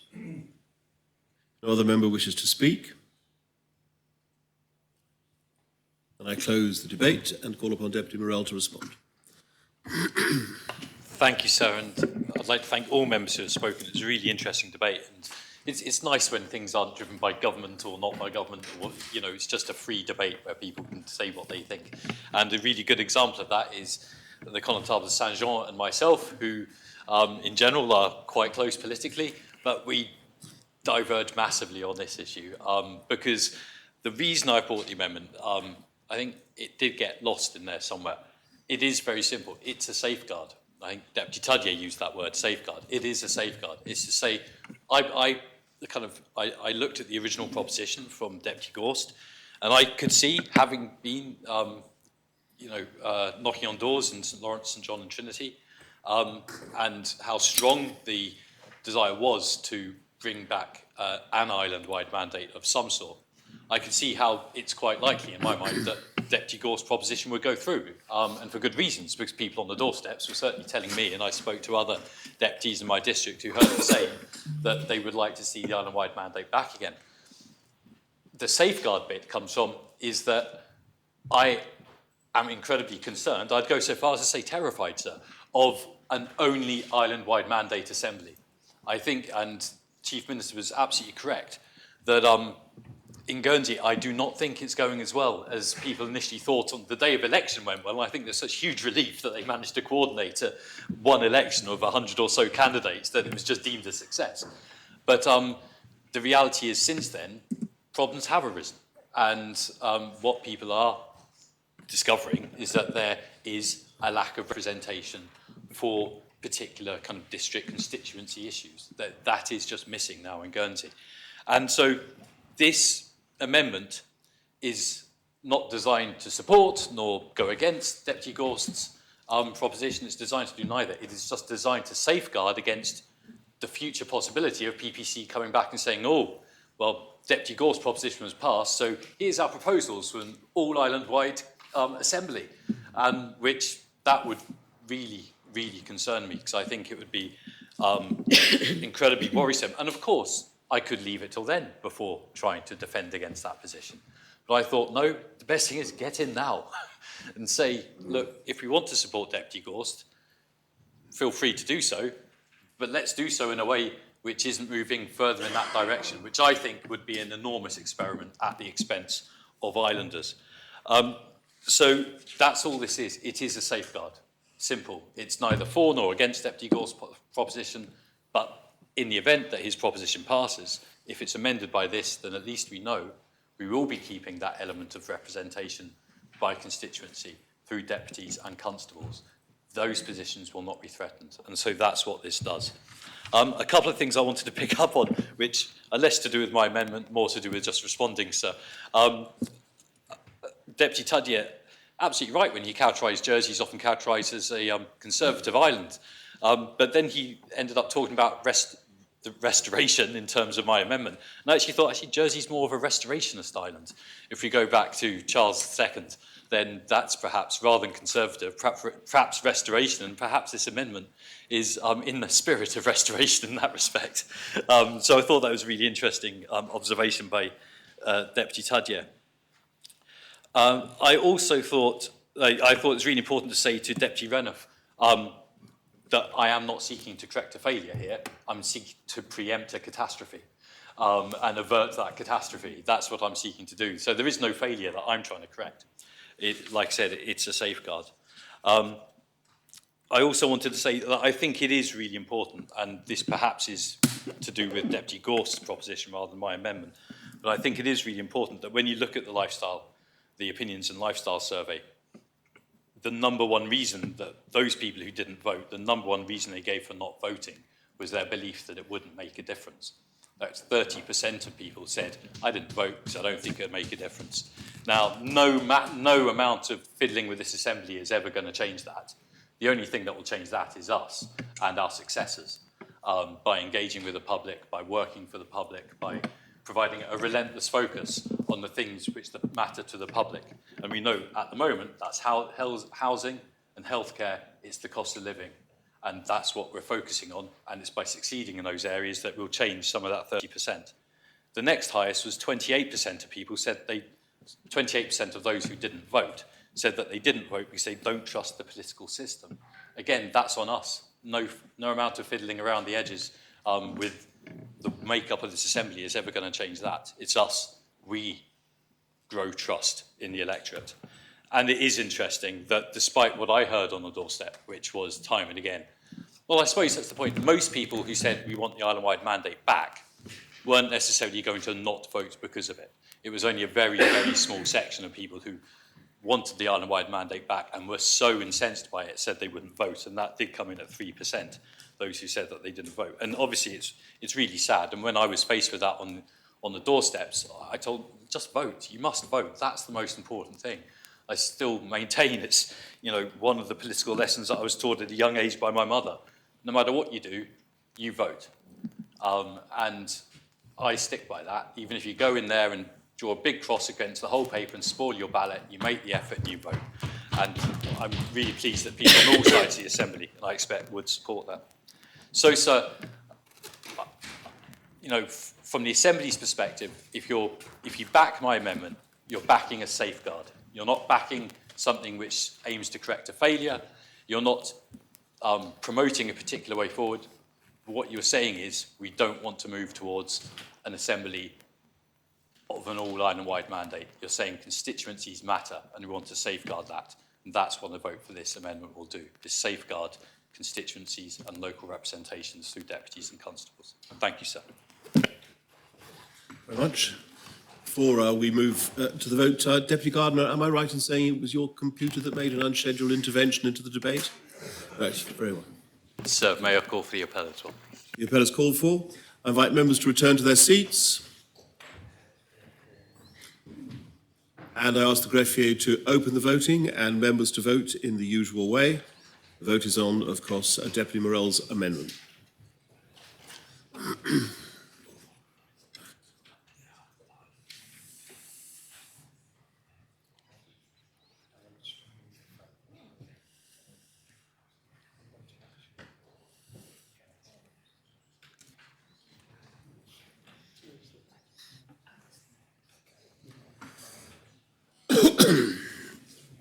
If members have had the opportunity of casting their votes, I ask the greffier to close the voting.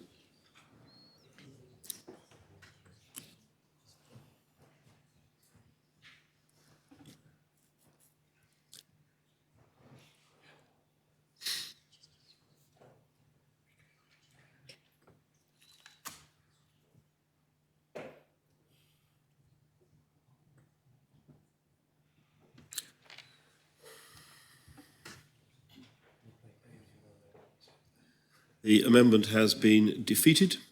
22 votes pour, 24 votes contre, 1 abstention. Very well. Sir, could the vote be read, please? Yes. Those voting for the Connétables of St Lawrence, Trinity, St Clement, Grouville, St Wannes, St Mary and St Saviour. Deputies Labby, Luce, Morel, Moore, Osif, Balash, Miles, Scott, Rose Binet, Jean, Miller, Howell, Ferry, Barbara Ward and Wilson. Those voting contre, the Connétables of St Helier, St Bralard, St Peter, St Martin, St John, and Deputies Southern, Tadier, Lehegara, Ayer, Rob Ward, Alves, Gardner, Farnham, Mezek, Coles, Renouf, Catherine Curtis, Faltham, Kovac, Alex Curtis, Stevenson and Andrews, and Deputy Doodley in the chat. And Deputy Gorst abstained. Well, we now move on to the next amendment, lodged by Deputy Scott, and I ask the greffier to read that amendment. Page 2, paragraph A. After the words "in 2026", insert the words "along with an adjustment in the number of deputies so that the total number of States members should either remain the same or decrease after reinstatement of the office of Senator." Page 2, paragraph B. After the words "in 2026", insert the words "with consideration being given by the Privileges and Procedures Committee to the following supporting proposals for changes to the electoral system and the way public elections are funded." 1. Changes to the distribution of deputies across new constituencies, along with the possibility of introducing proportionate voting in the States Assembly for Connétables to reflect the number of voters in the parish each Connétable represents. And 2, a change in the public funding and prescribed conduct of electoral campaigns for the public office of Connétable, Deputy or Senator, to enable candidates to compete on a relatively level playing field, regardless of political affiliations, personal finances or disability, including A, a review of current public-sponsored delivery of campaign literature with a view to increasing the word count of individual manifestos and encouraging the use of shared word count by candidates who are members of publicly declared political alliances, and B, the establishment of a candidate deposit system or other system of fixed contributions that allows deposits or contributions to be waived where candidates can provide public evidence of significant voter support. Page 2, paragraph C, substitute 2024 for any reference to 2023. Yes, Deputy. Thank you, sir. Well, the extent to which the chamber has emptied makes me wonder how much deputies do want to listen to this, or indeed to the electorate. But starting from the top, what are we trying to solve? That was a question that was asked by Deputy Renouf.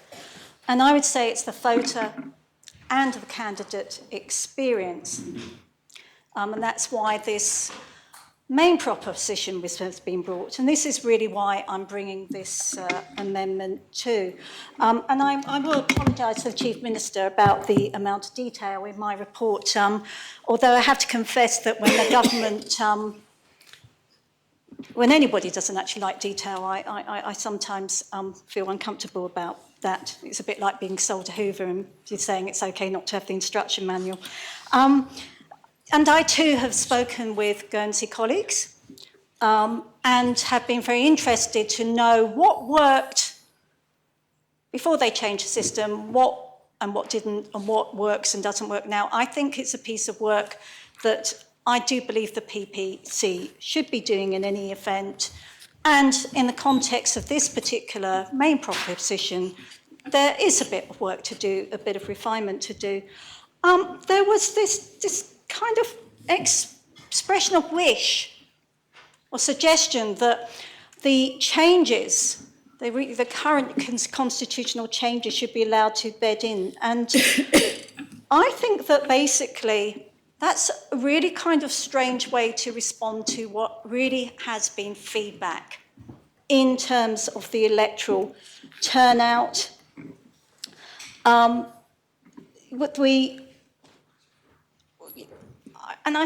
think that, you know, when it comes to data, and indeed data is key. I mean, actually, to be perfectly honest, I wasn't originally going to bring this this referendum. I am interested in data. I'm interested in democracy. You know what I was going to do? Go straight for a referendum. That option's still available to me. It will still be. But I did consider this proposition. I did consider, well, if states members wanted to avoid a referendum and wanted to support this main proposition based on the feedback they had got from the electorate, based on the feedback the electorate showed us in terms of the turnout, because I believe that I heard somebody today, the Dean of Jersey actually, talk about looking at things with fresh eyes. And I believe that the States Assembly is now constituted the way that it is because the electorate wanted us to look at things with fresh eyes. And indeed, the Council of Ministers has taken the opportunity to look at certain previous States Assembly decisions with fresh eyes. Because why else are we looking at that hospital again? So I think it's about time we did actually think about what message was coming back from the electorate in the last election. Did they support a party political system? No. But there were plenty of voters who supported reform in the parish of St Helier. No problem there. I actually personally see advantages in political parties in terms of giving candidates support. And I also do believe that independents have a place in the Assembly too, and shouldn't be shoved out because basically they're being told you shouldn't be here because you're not part of political parties. And we want a system that actually favours us. However, that is a decision that's to be made in terms of the main proposition, in terms of whether you decide whether or not to vote for it. The PPC has actually expressed a concern that they wouldn't have enough time to look at the proposition if it were enacted. My amendment actually comes in two parts, and one of them actually gives the PPC extra time to look at the proposition. And I do commit right now to the States Assembly to take this proposition in two parts. Because basically, if you generally feel, yes, you're in support of senators being reinstated in one shape or form, and I think Deputy Gorse has made it quite clear that he was attempting to give the PPC a certain degree of flexibility here, then this amendment will give them the extra time to do that. But the other part of the amendment was really very much in favour of ensuring that if the main proposition was supported, that we didn't go back, that we learnt the lessons and actually built on the previous work of the PPC, that there can actually be an advantage in terms of things like the aggregation of parishes that were identified in the districts, that if you bring in senators, that you will perhaps need to redistribute deputies across districts. But I'd like to come back to my colleague, Deputy Miller, talking a bit about this experience. Is this system better for everyone?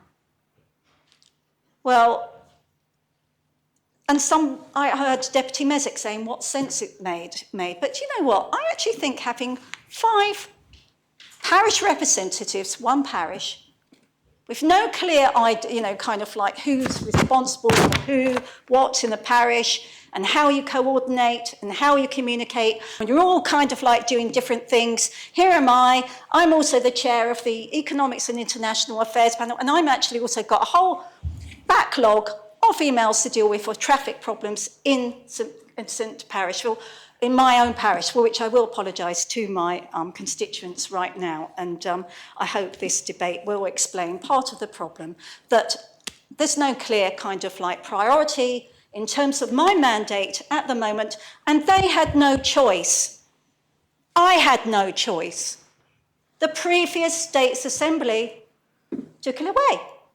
And on the basis of what? On the basis of no referendum.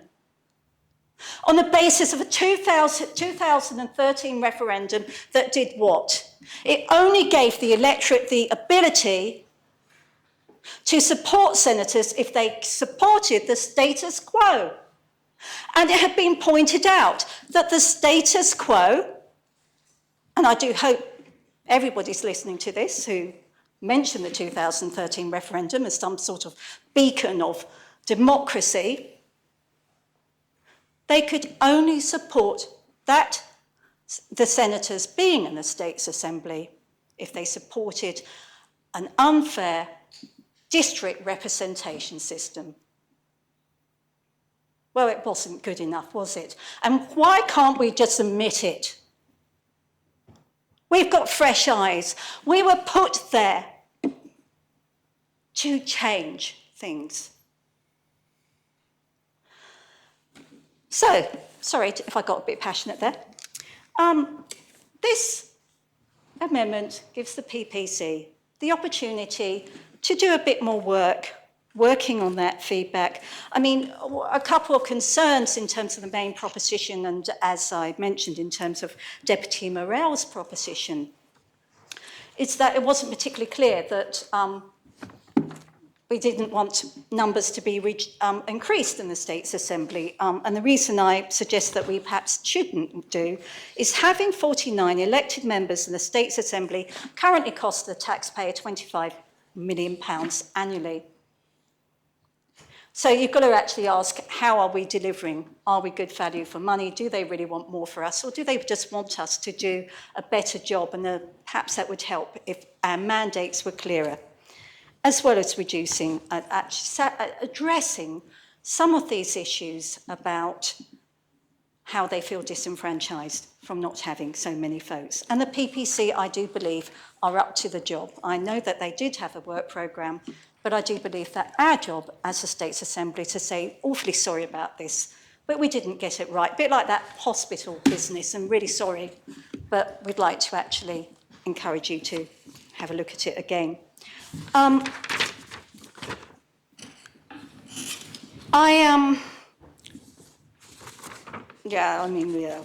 issue campaign costs.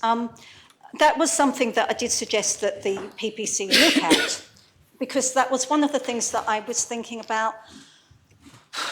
Was this an advantage in terms of how the system changed because nobody had to pay for the cost of being a senator as opposed to being a deputy? And in fact, I did speak to colleagues in Guernsey about that particular point because, as you know, they are all on an island-wide mandate.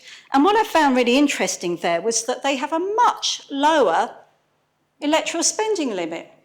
And it's achievable. I know it's achievable. I was one of the lowest spenders in terms of senatorial campaign. That might not have actually helped my campaign. But the question is, should democracy be saying, yeah, you can spend all this money and basically that's what buys the votes? I really do think that it'd be a really great thing for the PPC to look at this. So that was really one of the other part of my amendment. So it was date, and it was looking at these issues to make the experience a bit better for candidates. Another experience that was nightmarish for many, and I certainly found Deputy Mezek himself. I've heard him here say twice that he really did not want to revisit the experience of standing as a senator again. And I'd like to support him there because I actually did think it was a bit of a daunting experience too, even though I was a newcomer. And there were far too many hustings. I mean, I was a newcomer to politics. I was spending so much time just drafting speeches and revising them for all these hustings as I galloped around every parish with a band of 16 other candidates.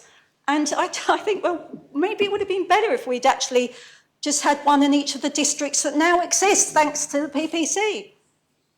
We already know that in the last election, quite a few of the deputies expressed a concern about the way in which the hustings were organised. So here is a wonderful opportunity, sir, for us to revisit with fresh eyes what's gone on so far and what the electorate want from us now. And I believe that a certain amount of that is building trust. I believe a certain amount of that is just listening to them. And in the absence of the proper data that we could get in a referendum that's properly constructed, then we do have that choice to do that in this way now and to do it in a way where we solve some of these other experiences too.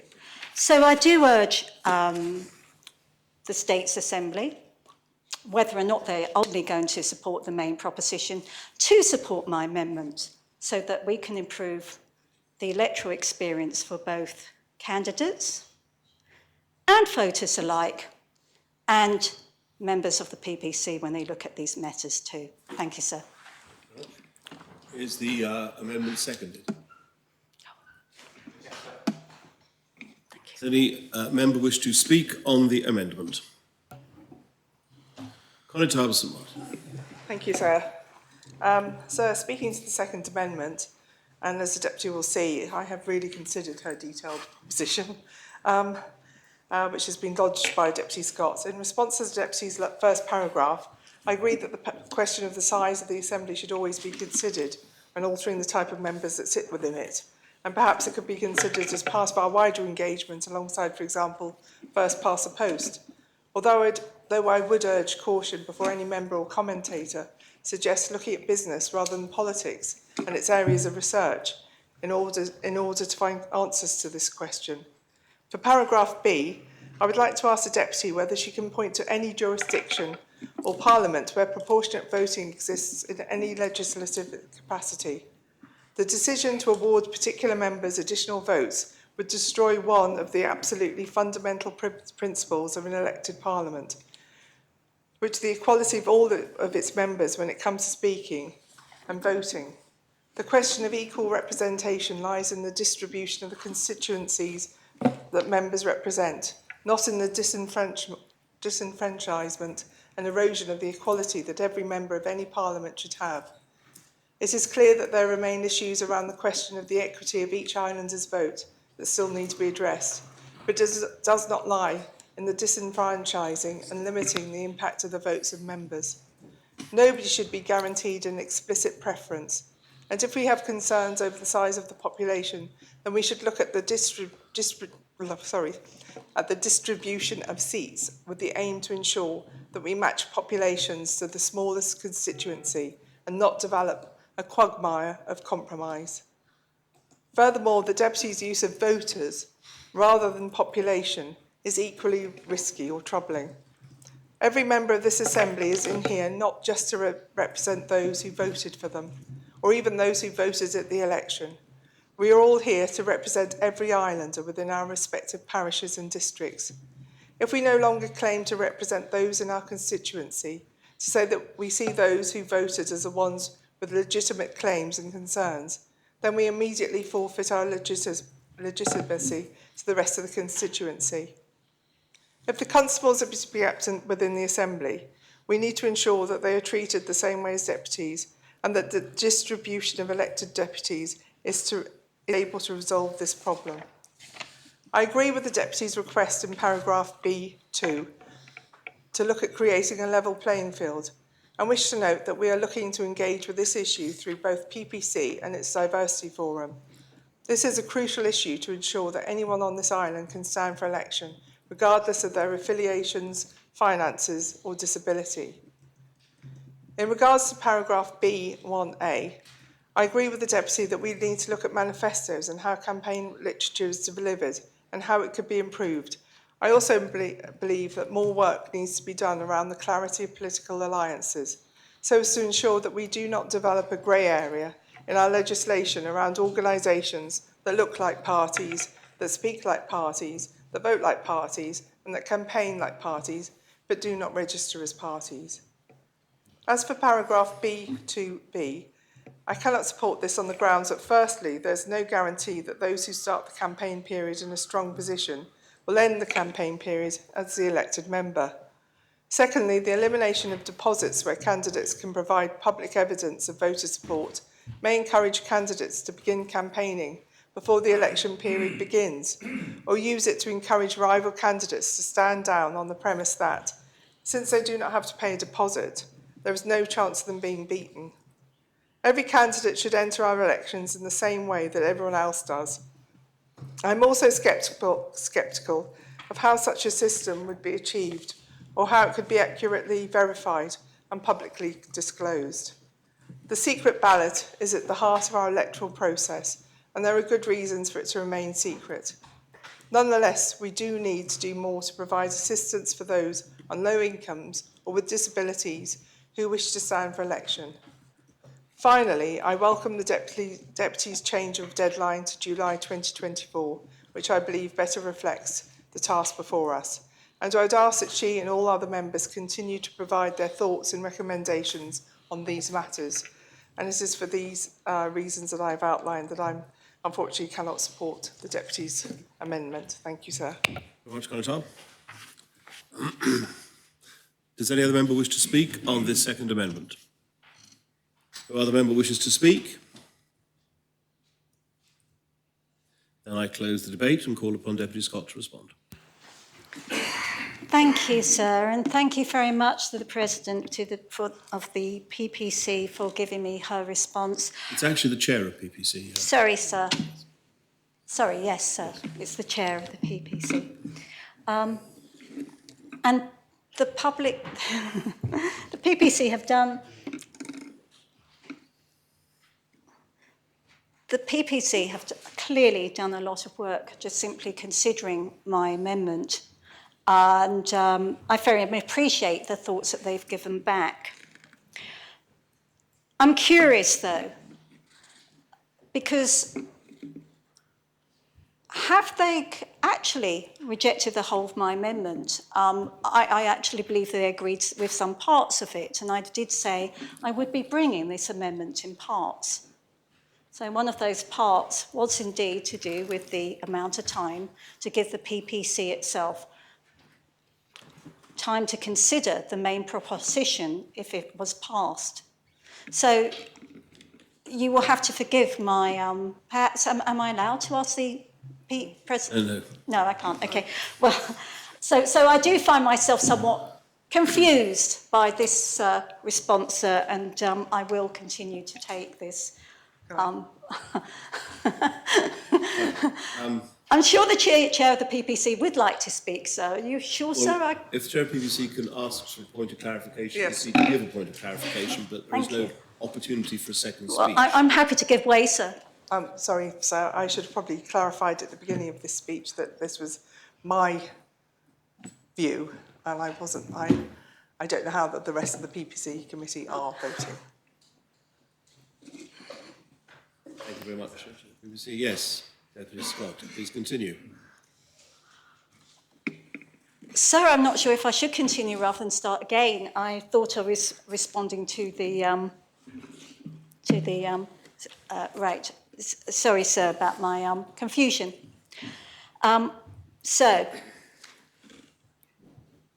I'm going to take this proposition in parts. I believe that actually when you go through it, that in response to the Constable of St Martin's speech,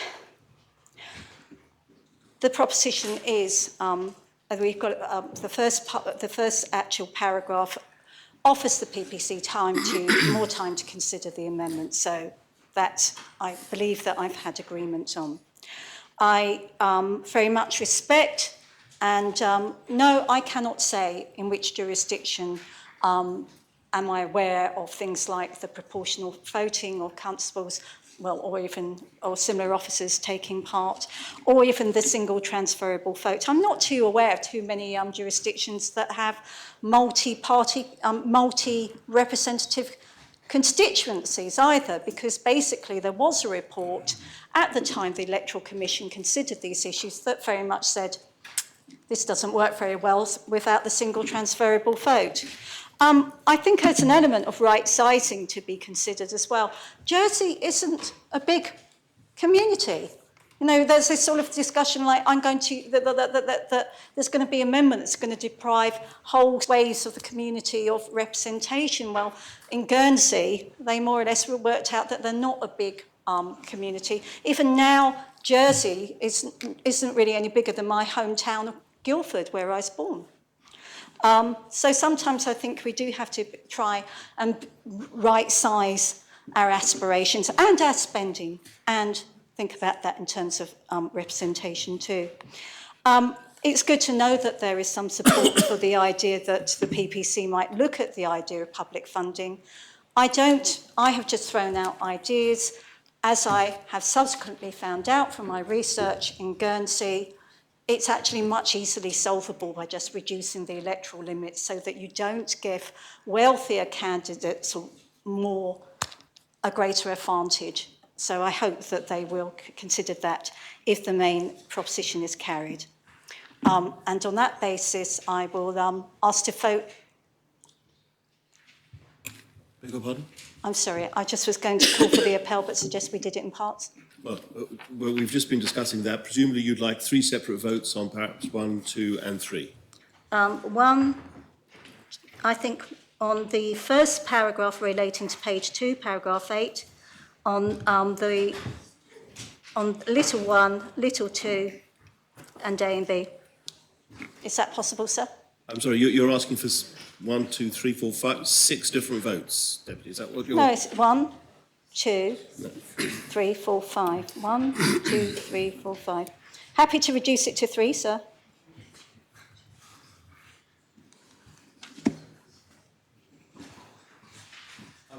I think the only way that you can divide it up is in the numbered paragraphs that exist in the proposition itself. They stand alone naturally, but the rest don't, it seems to me. And it's difficult to break it down without qualifying which part the governing paragraph, for example, in 2.2 relates to, 1, 2, Okay. A or B. So I think it would be three separate votes, 1, 2 and 3. Would that be... Yes, sure. Very well. Well then, very well, the appel is called for. I invite members to return to their seats.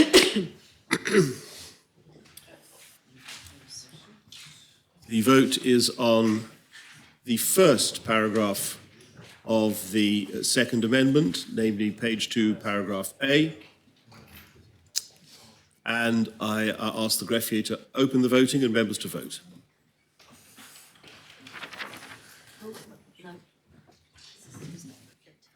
I'm sorry, members can pause their button. We're going to have to stop the vote because we have a technical difficulty. We may have to reboot the system or something of that nature. So if you would chat very quietly amongst yourselves for a moment, we will return as soon as we're able to do so, when we can resume normal service.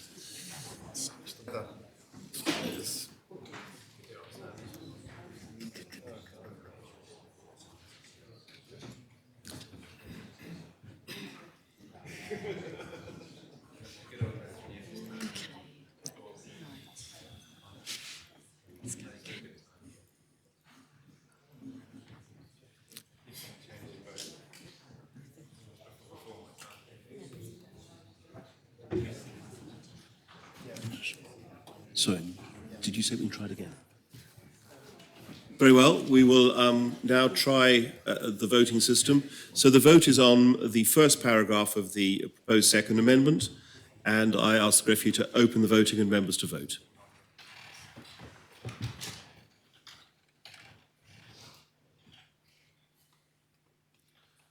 And if members have had the opportunity of casting their votes,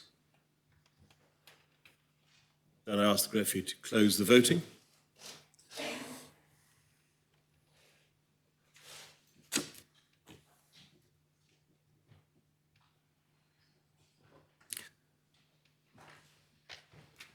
The paragraph 1 has been defeated, 11 votes pour, 34 votes contre, 1 abstention. We now open the voting on the second part of the amendment. And I ask the greffier to open the voting and members to vote in the normal way.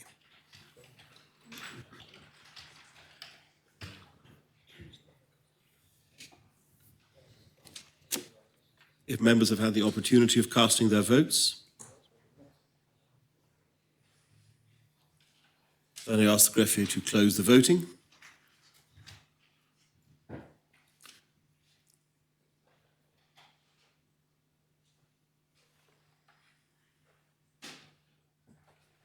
And paragraph 2 has been defeated. 3 votes pour, 40 votes contre, 1 abstention. Could we have the 3, please? Those voting for Deputy Doublé, Deputy Barbara Ward and Deputy Scott. The final vote then is on the third amendment. That is the one changing the dates from 2023 to 2024. And I ask the greffier to open the voting.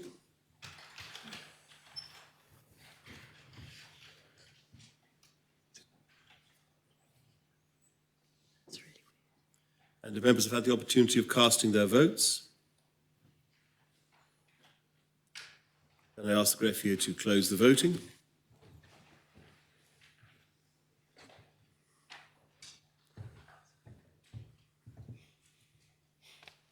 And that amendment also has been defeated.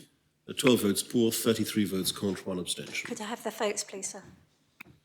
Apologies, it's going to be in a strange order because I've rebooted the system. So those voting for Deputies Wilson, Osoph, the Conotab of St Martin, Deputy Barbara Ward, the Conotabs of St Helier and St Brelard, Deputy Alex Curtis, Deputy Scott, Howell, Jearn, Rose Binney and Labby.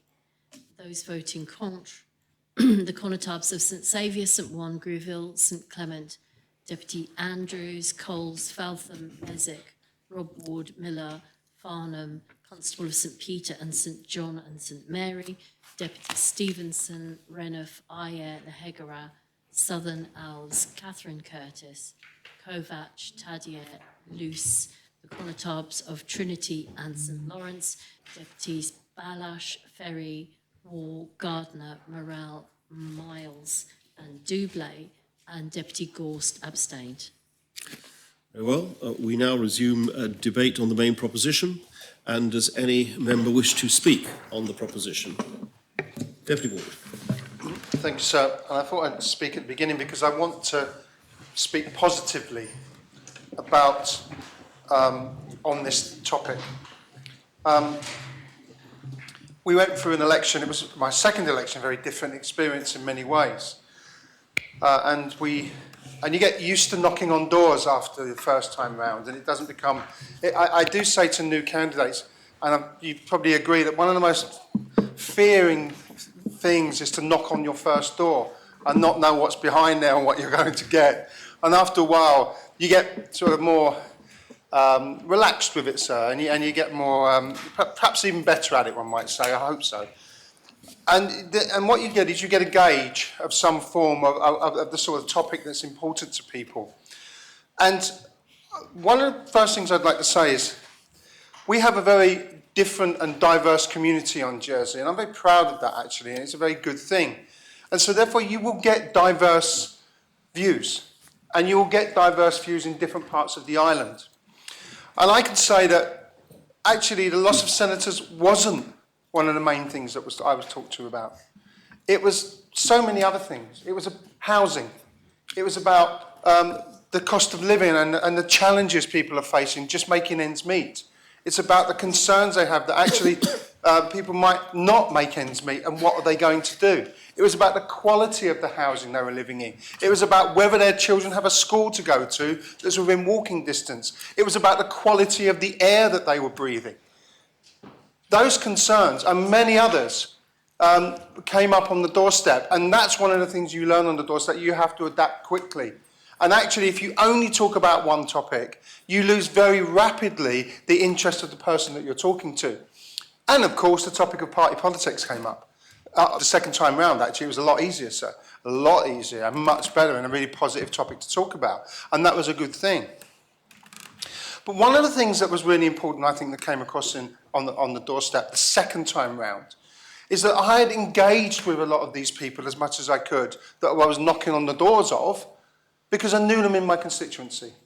And we had drop-in sessions regularly, and people may not have even come and spoken to you. And a number of people said to me, I actually never actually spoke to you, but I've seen you in Springfield, seen you sat there on your own, lonely. Let's move forward. Actually, no, they said, I've seen you, that huge queue of people who are desperate to speak to you because you're so popular. But it was a really nice thing to encounter. And I mention that and I start speaking on that because this is the key to where we are. What we have at the moment is the most diverse assembly we have ever had. So why is that so important? We keep using this phrase, but I want to talk just briefly about why that is important. And it's important to me because I learn every day from that. I learn every day from my colleagues who give me a different view of the world that I don't have. I have a view of the world, and I am increasingly aware of my unconscious bias to the way I see the world. And we need that because we have to cope with the world. We have to have some sort of prejudice in us to make sense of the world. But that doesn't have to drive where we are.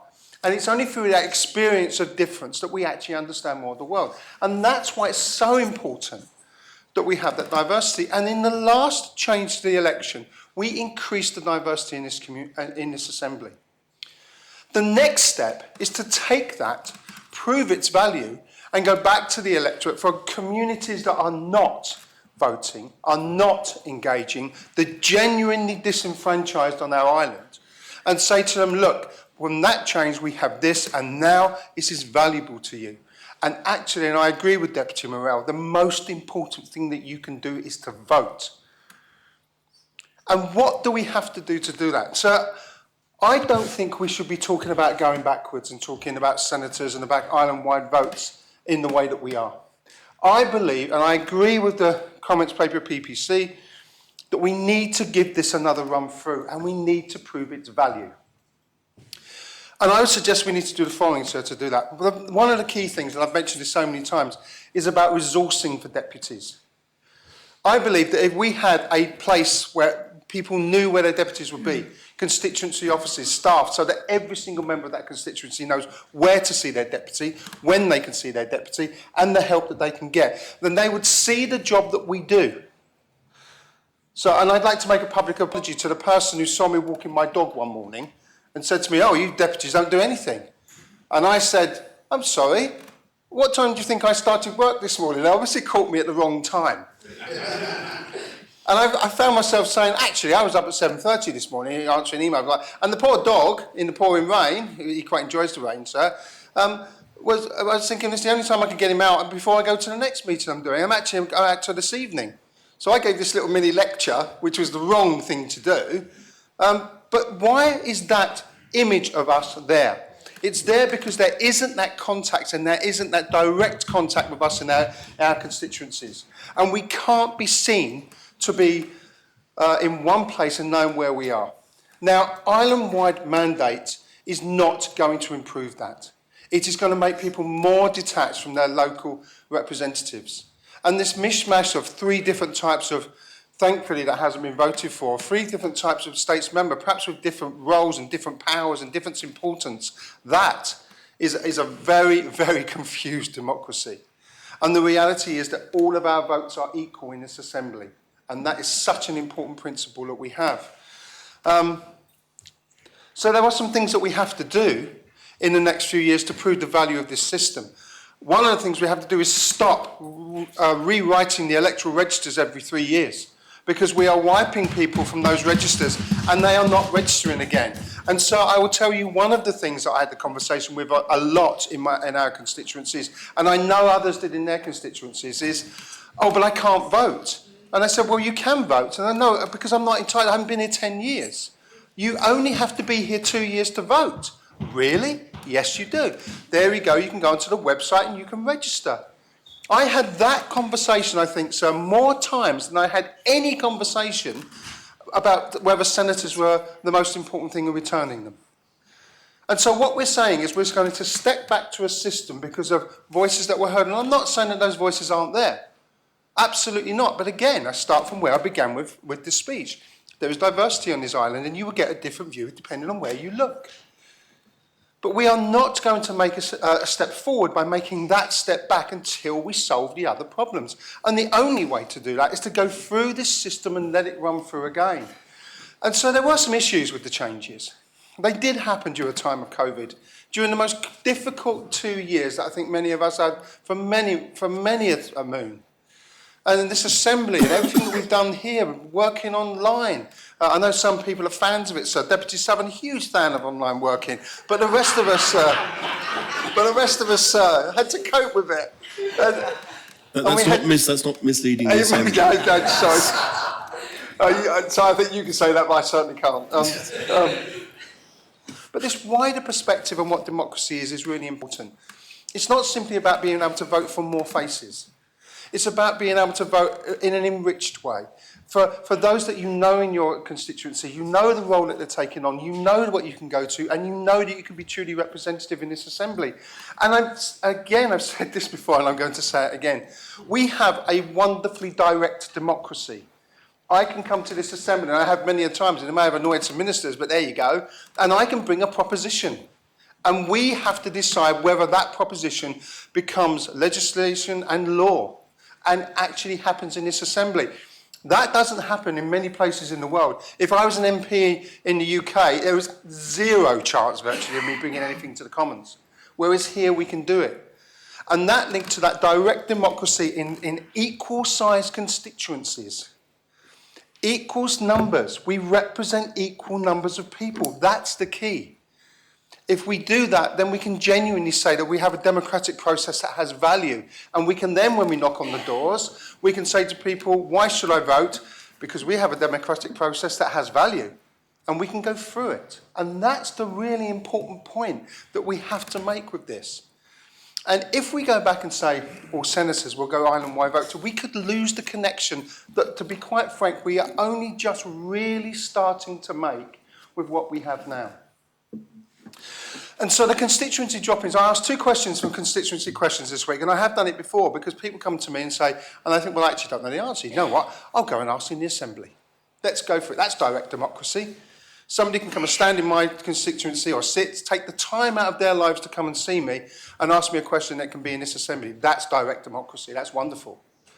And we can do that. But where do we do it, sir? We don't have offices. We use... I'd like to say thank you to the Salvation Army Cafe and the One Stop Coffee Shop and to the Springfield Cafe, although so I've made a desperate error there by putting it on Saturday morning. So some of them aren't happening because of the football. Being a season ticket holder myself, so I realised I made a huge error. But we shall solve that problem. And we can now run 3 constituency drop-ins every other week. And there are 5 of us.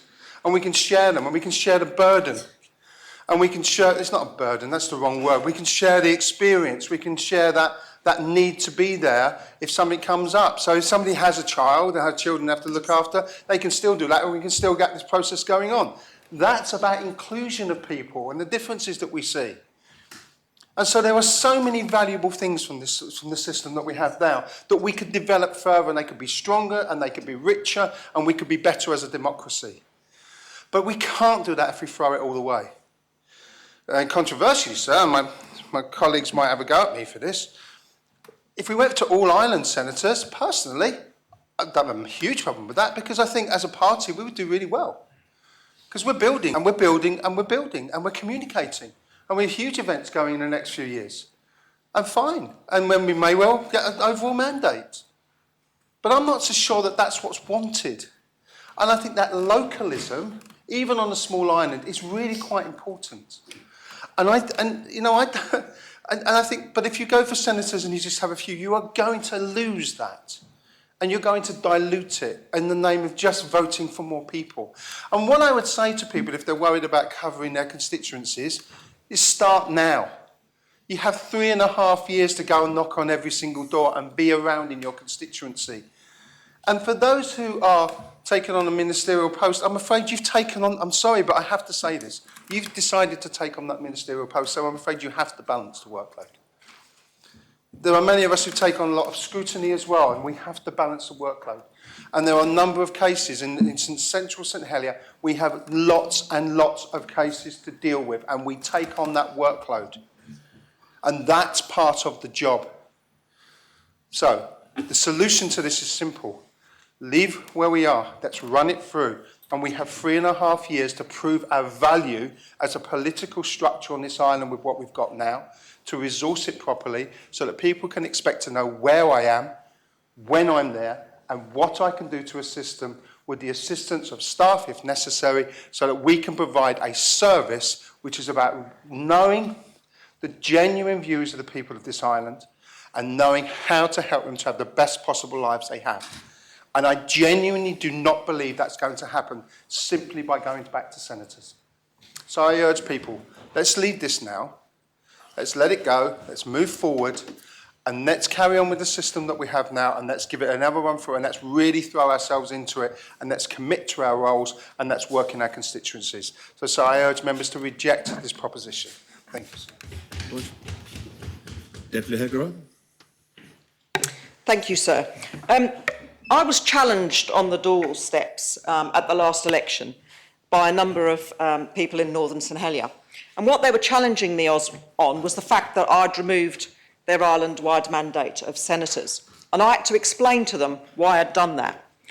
And the reason I'd done that was because in the election previously, in 2018, I'd actually been quite aware that the residents wanted to keep the constables. So I'd voted during the last term of office for the constables to remain within this assembly. So I explained that to those people on the doorstep. Obviously there was lots of other topics, but this was one. So I explained that I wanted to keep the constables because I valued the fact that they are the people that run the parishes, and that all of the honorary roles that go with that, which we don't pay for as an island, we would lose, or it was my fear that we would lose them. My colleagues in the Assembly that served with me previously will know that that's why I wanted to keep them. No bones about it. So, why did I then vote to remove senators from the Assembly? That was because St Helier was underrepresented across the board. And the only way I felt that St Helier would be represented equally with its votes, like the rest of the island, was by removing the senators and actually forming districts. And that's what happened. So we ended up with districts. And I'm fully aware of what people have said in relation to the fact that they may have 3 parishes or 2 parishes or whatever. But at the end of this, we all represent the same or equivalent numbers of residents. So this isn't about whether you've got 1 parish, 2 parishes, 3 parishes. This is about the amount of people you represent within your district. And yes, there may be small differentials, but effectively that's how many we all represent. And I fully appreciate that. And it is a challenge. It's a challenge for us all. And it was actually a very different election for even those of us in Northern St Helier and those in the Central District, because our district significantly changed. So from being a district that had quite a lot of town district, as in closed homes together, we suddenly found ourselves in Northern St Helier to the east with significant challenges because it's all rural, as opposed to having the opportunity of more closer communities. So that is why I did not vote for the last 2 amendments, because I don't want to go back to being single parishes, single representation. I wanted to ensure that St Helier does not lose its equal opportunity of votes, because that's what's important. I don't know, is it 36,000? I can't remember, but a very high proportion of Jersey's population live in St Helier. So for me, it was critical to ensure that we still had all of those representations. I will vote for the amendment, for the original proposition that's been brought by Deputy Gorst, because I do believe, and it was quite clear to me, that the people I spoke to do want island-wide representation. So I'm happy, as a member of PPC, to actually look at that and see whether there are ways of us moving this forward. But as I said, I couldn't vote for the other 2 because I do not want to go backwards. We must go forwards. If that means 37 representatives island-wide, then so be it. But I think it has to be staying that everybody has equality of voting and not going backwards. Thank you, sir. Conrad Hobson-Martin. Thank you, sir, and I apologise to the Assembly for sitting up yet again this afternoon to make a speech. I wish to thank Deputy Gorst and informally Deputy Farnham for bringing this proposition to the Assembly.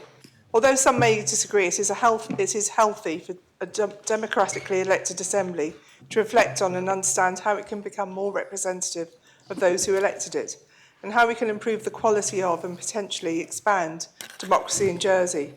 I also commend both Deputy Gorst and Deputy Farnham for seeking to follow through on one of their manifesto promises. I would also like to thank Deputy Gorst for agreeing to delay the proposition from its original debate date of the 13th of September 2022. As noted in our comments paper, the Privileges and Procedures Committee is itself neutral on this proposition.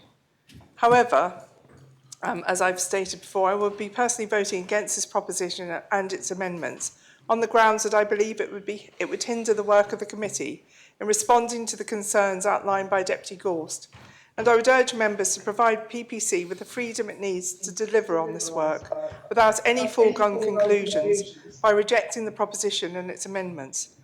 This does not mean at all that we are ignoring the issue, but we need to get this right. And we should not tie ourselves to a specific outcome before we are certain of what direction we and the island wish to go in. We need information to make informed decisions in order to prove to both current islanders and our future generations that we make our decisions as carefully as possible. It is why the State Scref has been running a series of focus groups in collaboration with Professor Christopher Pick of Nottingham Trent University on the election. Likewise, there are a considerable number of other items related to electoral reform that may need to be considered before we make such an important decision, including the proportionality of votes, the administration of our new political parties, and so on. The question of whether to return the island-wide mandate is far more than a simple yes or no decision. As outlined in our comments paper, we believe that it would be suitable to allow our current electoral system to bed in. Concerns were raised by the 2018 Electoral Observers Mission around the design of the previous system, and the 2022 mission was positive of the changes we have made. Not only do we not want to make any sudden, reactive choices or confuse or frustrate potential voters by immediately making more radical changes, but we do not want to do this without sufficient evidence. As noted in our comments paper, the Jersey Opinion and Lifestyle Survey found that only 3% of those surveyed considered the electoral changes to have influenced their intention to vote. Members have perhaps noticed the impact on the Assembly from the loss of senators has been seemingly minimal. The quality of our debates, our reports, our propositions, our amendments, and so on, have not suffered. Likewise, members appear to be acutely aware of the local issues faced by their constituents, and there is a considerable need for this. After all, smaller constituencies should naturally imply a closer relationship between the elected representative and those they represent, and I believe that this is a good thing. The call from former senators for resources like constituency offices demonstrates their understanding of the need for community and constituency engagement, something that I, as a constable, and thereby something that I'm implicitly tied to, am delighted to see. In turn, I do not believe that our government has been made any less legitimate than previous ones that included the senators. The most recent elections appear to have provided a more immediately equal playing field for candidates across a range of backgrounds, and certainly in the deputy's case, and as experienced by the constables of Grooville and St Mary, a considerable level of competition. The last election was perhaps the most competitive in the island's history, and that is what we want to encourage. If you stand for election, you want to do so with the chance that you will be elected against the incumbent. With the senators, there were doubts around the level of competitiveness, but now, with the current system and the demonstration of electoral vulnerability provided by none of the candidates' ballot option, it is clear that there are opportunities for competitive multi-candidate elections in Jersey, something that I hope will help to drive up engagement in future elections. As we saw with the fate of many members of the previous government, there should be no guarantee of return if the electors are unsatisfied with you. Indeed, I believe that none of the candidates' option has been a useful way of showing islanders that they can stand for constable and get elected, that you cannot simply breeze into this post, and I hope to see every election contested come 2026. I also think it's useful at this point to state that although I've never been a senator, I have a very strong and long familial link to the role of senator. My father having been a senator for about 35 years, and one of my brothers for 6 years. So I do have a deep affection for this role. I was 11 years old when my father became a senator and 11 years old when I first visited this assembly. I acknowledge Deputy Gorst's concerns regarding the views of the public on senators, and I'd like to note that I too had a number of parishioners approaching me during the election and since on this matter. I acknowledge the views expressed by islanders on this issue, and they should not be ignored. Likewise, I myself have previously expressed reservations about the current system, and as I noted at my hustings, as already stated, I have sympathies towards the senatorial role. As both a constable and as chair of PPC, I need to ensure that parishioners and islanders are not ignored or alienated. However, I need to make it clear that we simply do not know how representative these views were of the island as a whole. We have no clear data on this issue, no clear way of knowing whether we heard a majority or even a plurality of islanders' views on this issue. Likewise, we do not know how these views have shifted since the electoral system was actually used, given that these conversations were largely held before the election itself took place and before we knew the result. We don't know how certain views have changed following the election and the settling in of new members, and we have to be careful here. We cannot disenfranchise either side of this issue, and hence I repeat my urge for caution. I would like to remind the Assembly that the Committee fully intends to undertake further public engagement and outreach in order to investigate, understand and develop consensus-led conclusions on this issue. As I said in my nomination speech to become Chair of PPC, I believe that we should give all islanders a chance to discuss, consider and shape Jersey's electoral system in a way that satisfies both islanders and international standards on diversity and inclusion. We should not tie our hands today before islanders have had the opportunity to speak, both for and against. We need to allow islanders the time and the space needed to deliberate on these matters and not just confine them to the election period.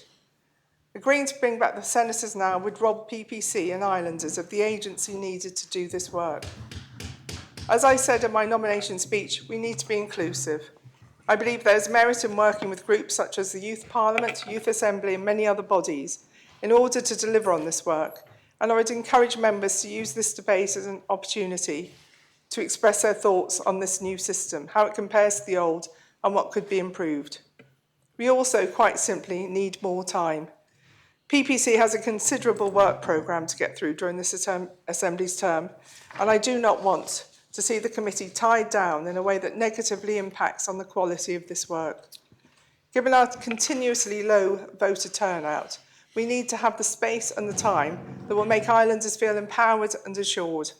Of course, Deputy Gorse may argue that by listening to those who told us that they want senators back, this would be a way to achieve this. But we need to do more than that if we want to build a better democracy and a more engaged society. I can promise both the Deputy and the wider Assembly that the question of the senators will not be buried, but we cannot risk getting this wrong, and we cannot tie our hands so early on in this process. Thank you, sir. Deputy Miller. Thank you, sir. I'm sure I'm not alone in saying that during the campaign period, I spoke to many hundreds of people. And as Constable St John said, in St John, St Lawrence and Trinity, the issues that came up regularly were housing and how people were going to house their children and keep the children in the island, long-term care, perhaps that's because that's an interest of mine, and the hospital. But the issue about the loss of senators was one that was very, very keenly felt, and it came up time and time and time again. Of all the people I spoke to, there was only one person who said, well, I think I kind of understand why they've done it, why they've taken senators away. And I tried numerous times to explain to people what we were doing, and it was exactly as Deputy Lahegara says, to try and ensure a consistent and even number of voters for each state's member. But most people found it very difficult to get their heads round. One person I know, because I saw him on the day of election, told me very early on that he was not going to vote. He was so angry he was not going to vote as a protest. And as Deputy Morell says, I tried to persuade him that that was not the right thing to do. But I saw him on the day of the election and he had his one paper to vote for Constable, and he insisted. That is somebody who has a public servant of decades experience, who has voted his entire life, who was so angry. People in other districts have said to me they were angry, they felt disenfranchised. And having said all of that, I find it really it's really quite ironic that if we were trying to increase the vote, that in the parishes where there was most resistance in the multi-district parishes, that we were still returned with very large numbers in comparison to the numbers voting in St Helier. There is an abiding irony about that, but and I'm not saying that to make any kind of point other than we do need to engage with people all over the island to ensure that people do come out to vote. I agree with a lot of what Deputy Ward said, and I think engagement is a huge part. We need to try to be engaging with people to get them to vote, to understand the importance of voting. A couple of people have mentioned this morning the electoral register. I don't believe the fact that we don't have one was due to political interference. But it is important that we do look at how we record voters. I think asking voters to register every year isn't helpful. There was one door I knocked on, and a relatively young woman came to the door and said, "Oh, I can't vote. I'm not on the register." And I said, "Oh, you've still got plenty of time to register." And she said, No, we don't go on the register because we don't want to do jury service. And I had to bite my tongue very hard not to say, well, that's 2 civic duties you're neglecting then. But that was certainly the words that went through my head. And I was told anecdotally as Viscount that there were people who did not register because they didn't want to do jury service. I think that's shameful. And really we have to, I think, try to engage with the public about the importance of both voting and jury service. I will just make that plug for the courts. But the level of anger and the level of anger and despair that I encountered very early, from the very start of campaigning, led me to write in my written leaflet that I was subsequently delivering and putting through the doors in my manifesto that I would campaign for the return of senators or the island-wide mandate. Now, I haven't had to campaign because Deputy Gorst has brought forward a proposition, but as a manifesto commitment, I will be supporting this proposition. Thank you. Very much, Deputy Farnham. Thank you, sir. And can I just start briefly going back to the referendum, which many of us were involved in, and many of us campaigned for a different type of referendum. Deputy Carolyn Labby talked about having fairly straightforward questions, yes or no. The last referendum gave 3 options, a package of 3 options, and you had no choice from them. There weren't yes or no. And actually, options A, B, and C, A was to remove constables and senators, 42 members. B was a variation of what we have now with a slightly different makeup of the constituencies and 12 constables.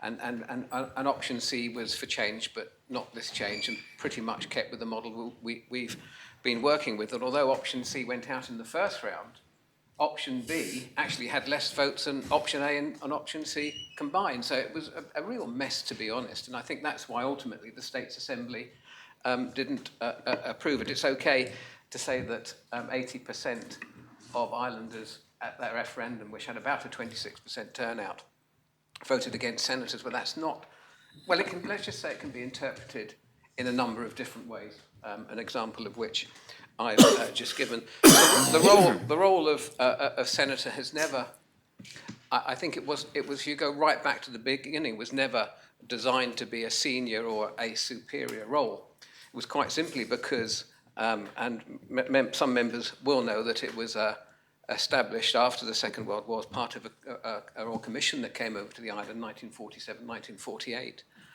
And so we, as you know, are a unicameral system. We don't have, as yet, and the Constable of St Helier is not here, we don't have parish councils, town councils, county councils, city councils. We don't have an upper house, we don't have devolved assemblies. We have this, the States Assembly, which is why we have different types of representation. The constables represent the municipal interests, the parish interests. In the larger parishes, that's broken down for the deputies to represent their constituents. And then we had the senators who represented the island interest and could operate through the legislature without fear or favour of being in breach of constituency issues. And that's I think, having served as a deputy and a senator, some of the biggest challenges being faced in the current system, because suddenly, it's a bit untidy insofar as in St Helier there are 3 districts, so some of the St Helier deputies are representing a part of a parish. There are some parishes that have 4 or 5 deputies representing 1 parish. There are districts where you have 3 deputies representing 2 parishes, and then you've got four deputies representing 3 parishes. And the parishes I represent, the majority of the people that I represent, friends, family, constituents, are not happy with the situation, because not only have they lost the senators, but they've lost their parish deputies. And despite our very best intentions of the 4 deputies in our district trying to work together, 3 of them held very busy ministerial positions. I work across a number of committees, but I have to say I'm doing a lot less than I was doing as part of the government.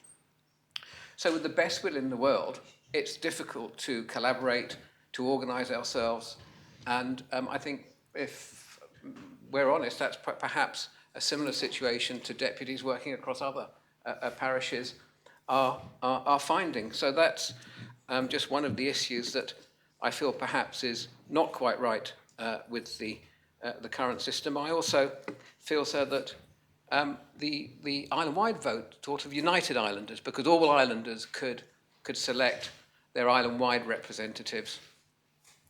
And that was always so, going back to all the elections I can remember, so not only standing in, but I've always voted, and family and grandparents and great-grandparents have always voted over here, was something that I think united the island, and we sort of lost that. Having said that, I do quite like the feel of the new assembly, but we have to remember the rationale for the different types of member to create that balance. I'm not sure, many members have said we need time to bed this, and I'm not sure why we need time to bed it. It's here, and we're all working within it. We're all relatively intelligent people, I would like to think. I think we're starting to get a feel, and some of us will like it, some of us won't quite like it. But many of us are all entrenched in our views. I'm probably guilty of that, sir. I've always campaigned to keep the island-wide mandate, and I think it's actually one of the most important issues. It's at the heart of our democracy, the heart of our island life, and we're not wasting time discussing it. That's a bit of a red herring. I think members said, we should be discussing other things. We're talking about ourselves again, because this privilege we have to govern ourselves, sir, is important, and we should never shy away from speaking about it and debating it.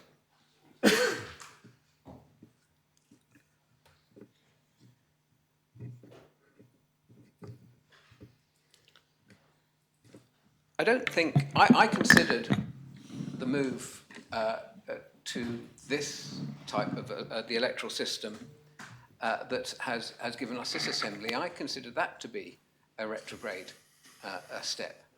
I didn't consider it to be a move forward, I considered it to be a move backwards. So I'm going to argue that we move forward and reinstate senators.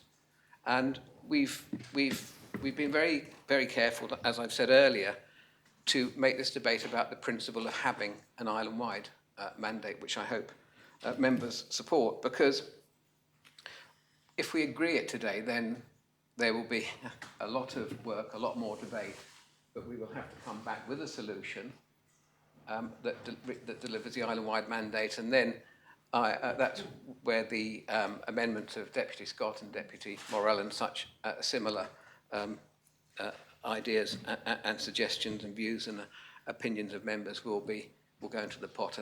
But I'm confident and convinced that we will, if we support the proposition today of Deputy Gorst to agree to the principle of restoring the island-wide mandate, which is the fairest and the most democratically elected member of this assembly. Sir, it's a position that can work for the island's interests without fear or favour of being in breach of parish interests. And I say that because I remember when I was deputy of St Saviour number 2 district, there were various pressures in the parish that we resisted as deputies to protect our parish, but arguably were not in the island-wide interest. It could be argued that's why that's contributed to, example, the housing shortage today, because in the suburban, the urban areas of some of the town parishes, we protected green areas far longer than we should have done.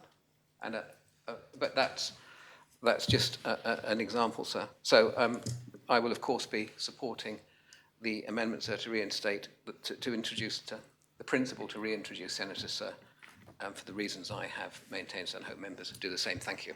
Thank you very much. Deputy Scott.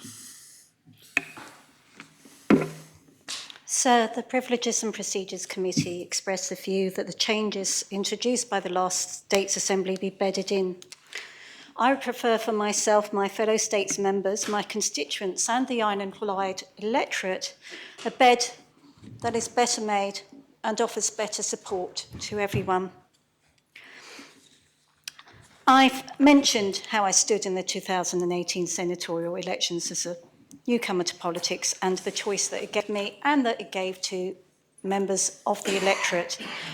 I don't believe that in these changes that are being actually put forward that anyone's suggesting that there should not be district representation. So I do believe that Deputy Rob Ward's concerns that there won't be that engagement aren't actually well supported by this proposition, particularly when you do have the constables here. And I do not believe that actually these changes, whilst you retain the constables, are actually possible in terms of maths and district representation without retaining some deputies. The real kind of focus on my support of this amendment comes down to two things, and it's evidence and it's trust, electoral trust. We have statistics that show the States Assembly continues to be the least trusted of public institutions. It's clear that the referendum that was held in the island, as has been pointed out already, was not well constructed. Another bed that wasn't particularly well made, and it tied the electorate's hands. I keep hearing about States members not wanting to have their hands tied. I really do think we should think about the position of our electorate and how we tie their hands. And it forced voters into an option either of accepting a status quo that with a larger number of states are members and unequal parish representation whilst retaining the senators, or to do something different. And the process by which the referendum was constructed wasn't constructed either. I'm not saying it's a bad process. It wasn't transparent. That affects electoral trust as well. The States Assembly, the former States Assembly, which we are not, made the deliberate decision to deprive the electorate of a direct voice in a major constitutional matter. I believe that affected the trust of the electorate. And this was on the advice of the former PPC president at the time, who insisted the States Assembly had adequate competency in the matter. I do believe that States members must know the difference between a straw poll that is conducted in a pub on the doorsteps as opposed to the actual validity of a properly conducted referendum that really does take the account of the views of the electorate without confusing them. So they made this was on the advice of the former PPC's president at the time, and who, when they were actually saying, right, okay, we shouldn't be revisiting those decisions, it's quite clear that States Assembly do think that we should be revisiting decisions and looking at them. As I say, housing, the hospital. I personally witnessed the verbal assurances given by the former, somewhat theatrical PPC president, whose audience sits in public roadshows in all the parishes.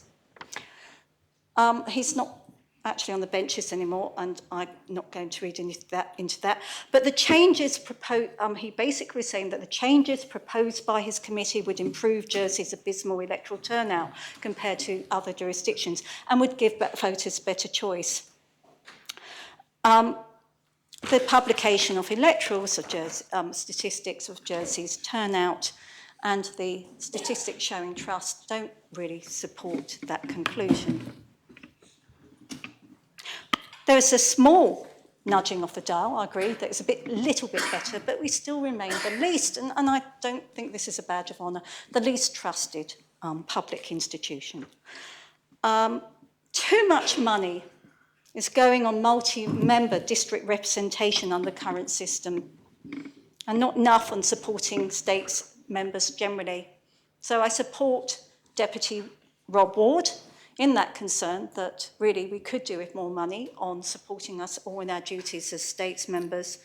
But I don't really think that actually this multi-member district representation, where we're now looking for various constituency officers, where we're still going to sort out how we actually distribute kind of workloads within parishes, coordinate with constables, that's going to involve quite a bit of investment and resources and too. It creates duplication of effort, extra effort on communication, and it actually enables states members in districts not actually to own issues. I'm not saying that there are any easy solutions, but I don't think this is a bed that actually I'm sleeping in that comfortably at night. We are doing the very things our committees are demanding that the public sector shouldn't do, working in silos, not being adequately coordinated, and not really being clear about mandates and responsibility. A report commissioned by the former Electoral Commission reported one positive aspect of this system for political party domination, though, which is that tactical advantage of jointly canvassing in specific areas. It's easier to go door knocking in groups. It saves printing costs to promote more than one candidate on a single leaflet in a single district. And they can also argue electors who support a particular party candidate get two or more for the price of one, as indeed happened in my parish. That tactic generally returns greater numbers of party representatives in a single district and therefore more in the States Assembly than the tactic. And I did, in fact, come across a question not so long ago when I was attending a school about the fact that the actual young voter couldn't vote for reform in a particular parish. That could be regarded as tactical. And I think that's actually unfortunate. I would prefer a system that builds trust in the States Assembly rather than make bed in one that doesn't. So, in short, actually having a number of people representing a district all at the same time does actually kind of raise questions. And although in one way it's easier for party politics, it can actually perhaps not work so well in other ways. The truth is, as supported by data from the last election, and in fact, as can be seen in many small jurisdictions, our electorate hasn't shown much appetite for a political party system. It's a common feature in small jurisdictions and is evidenced even now by a States Assembly dominated by independents. Rather than acknowledging that's what the public may want, some people who are members of political parties may be actually saying that the public haven't got it right. Again, I don't believe it is our job to turn back in these situations and say to the party, to the public, actually, no, this is the way that we want to do things. It's all very well for commentators to say, right, you guys should all group in political parties. But in fact, that takes time, effort, and it may not be the most efficient way for individuals to operate or indeed sustainable. And that's a word that comes a lot in this States Assembly these days. Sustainable in terms of funds within this very small community, the size of my birthplace, Guildford. It's about economies of scale, and it also raises an issue which will always be there in the background, whether it's desirable in all of this to have political donors calling the shots. But anyway, we decided not to look at that issue.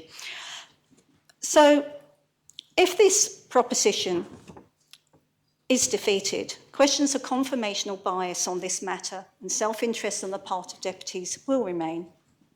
The matter won't be put to bed, sir. We have seen what happened in Guernsey after its states members ignored the simple fact that the island of Guernsey is of a small size, as are we. I will consider seeking a referendum on this issue during the life of this States Assembly if this vote is not carried, because I do think that will make things much clearer on the electorate's position on senators than the 1983 referendum allowed voters to be. And that's not because I don't support democracy, it's because I do. St John. Thank you, sir. Sir, members will be pleased to know that I won't be repeating my earlier words, so apologies, Deputy Mezek.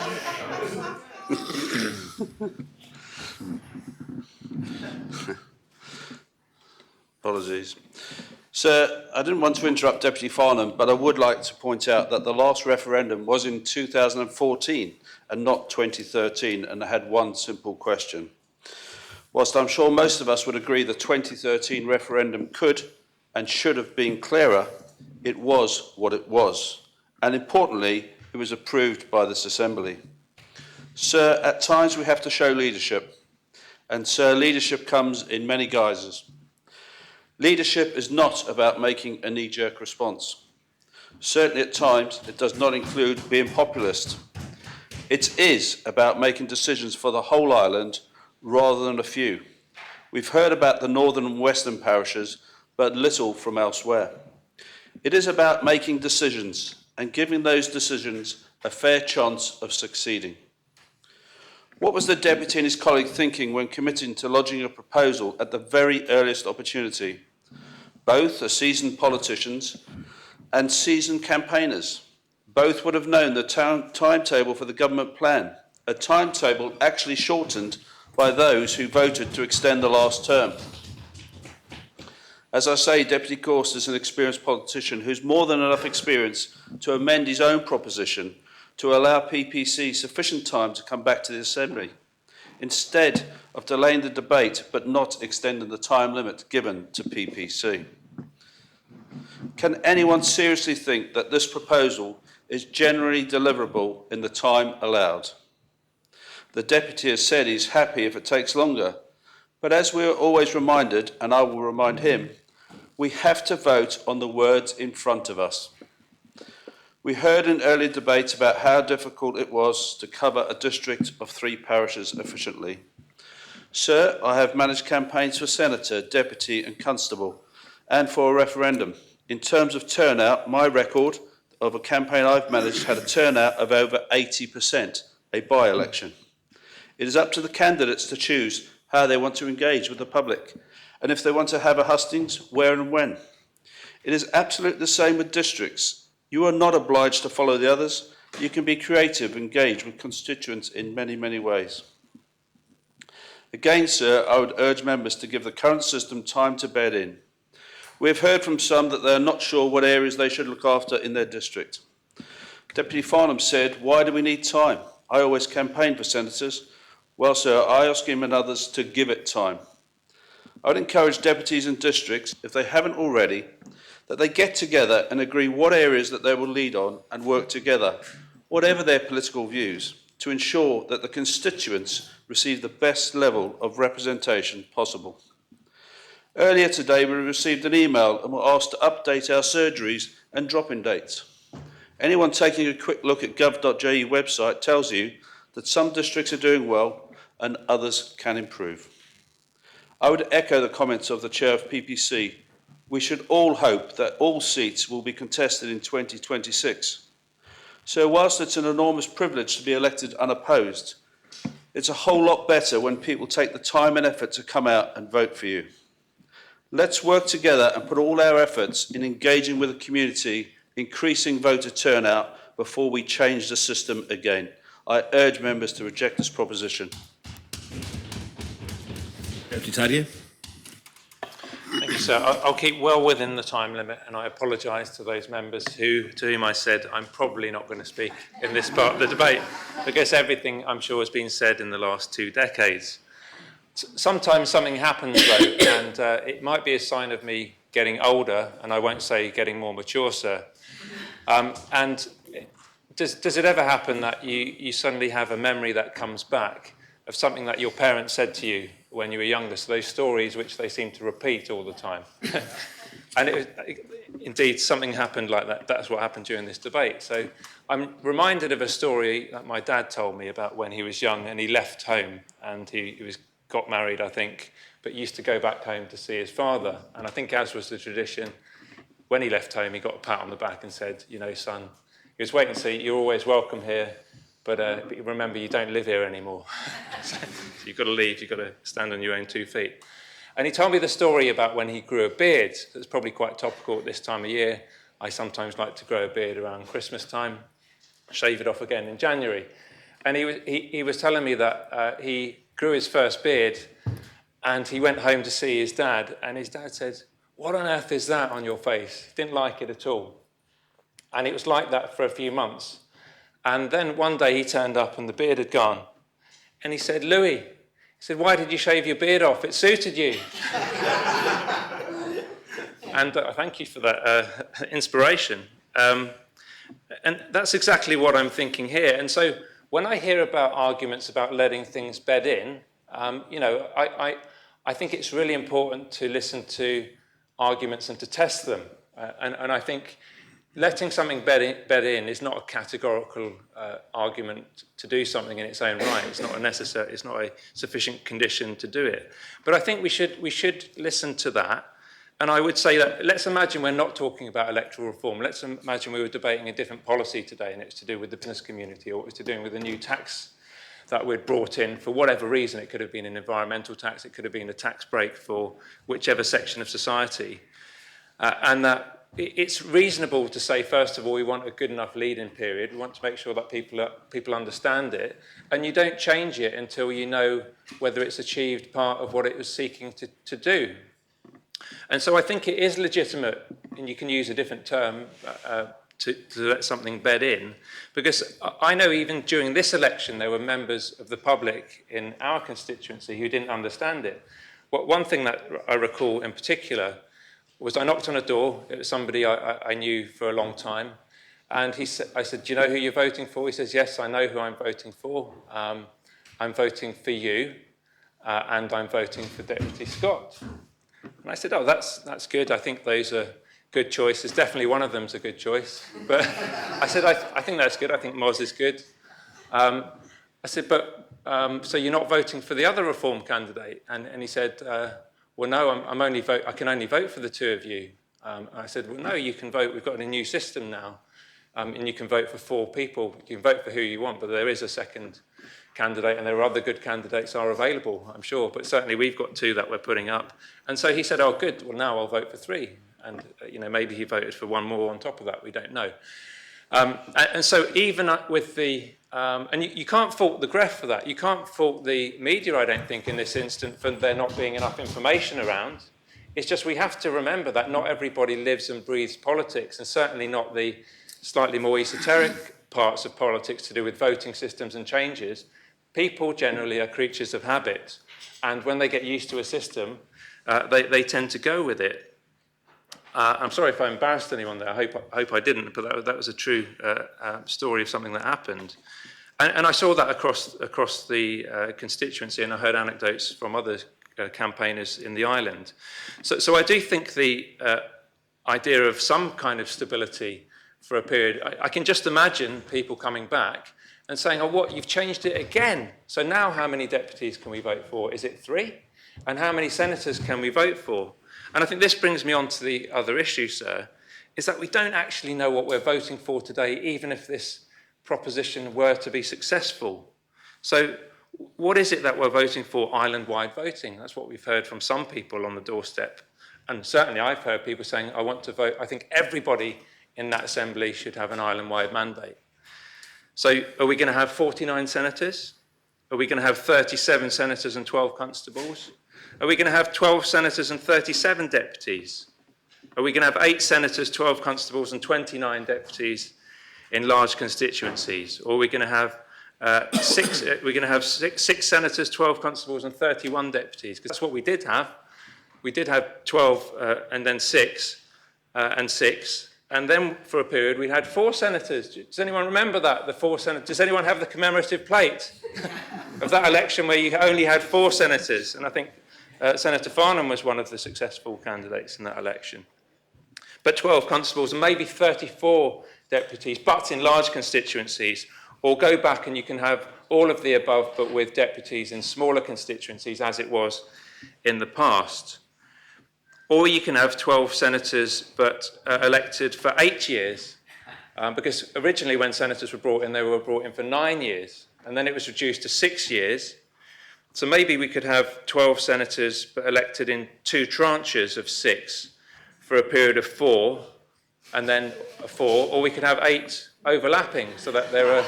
No, it sounds ridiculous, but this is what we used to have. We had a system whereby you'd elect some senators for 6 years, and then halfway through, they would face an election. And then you can add something else into the mix. So maybe PPC, because I don't think you've got anything else to do during this term, you could maybe look at that, and maybe you could look at bringing back separate election days for senators, so that you could have an election for your 12 or 39 or indeed 49 senators, whatever you decide. I mean, you know, complete carte blanche here, Constable and panel and committee, you can do whatever you like.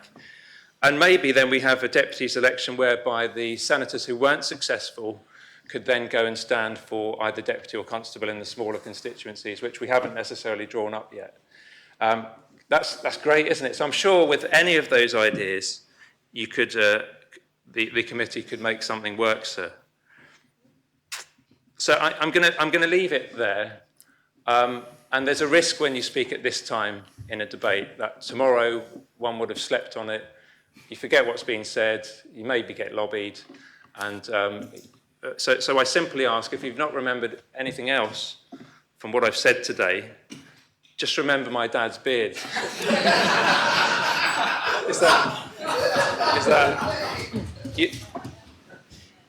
My granddad might not have liked it initially, but after a while he got used to it, and in the end he says, why did you change it? It suited you. Maybe the current electoral system that we have with the constables and the larger constituencies, maybe it will suit us, and maybe it suits our constituents as well.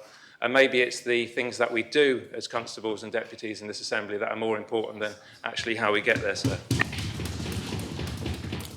Much, Deputy. Well, it's that time when I ask members whether they wish to continue or whether they wish to adjourn until tomorrow morning.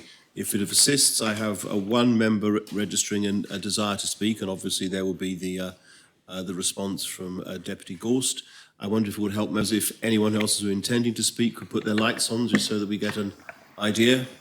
Or there's at least another 4 in addition to the one, so it's another 5 people to speak. So can I suggest the adjournment is proposed? May I propose the adjournment, sir? Very well. The adjournment is proposed. The Assembly stands adjourned until 9:30.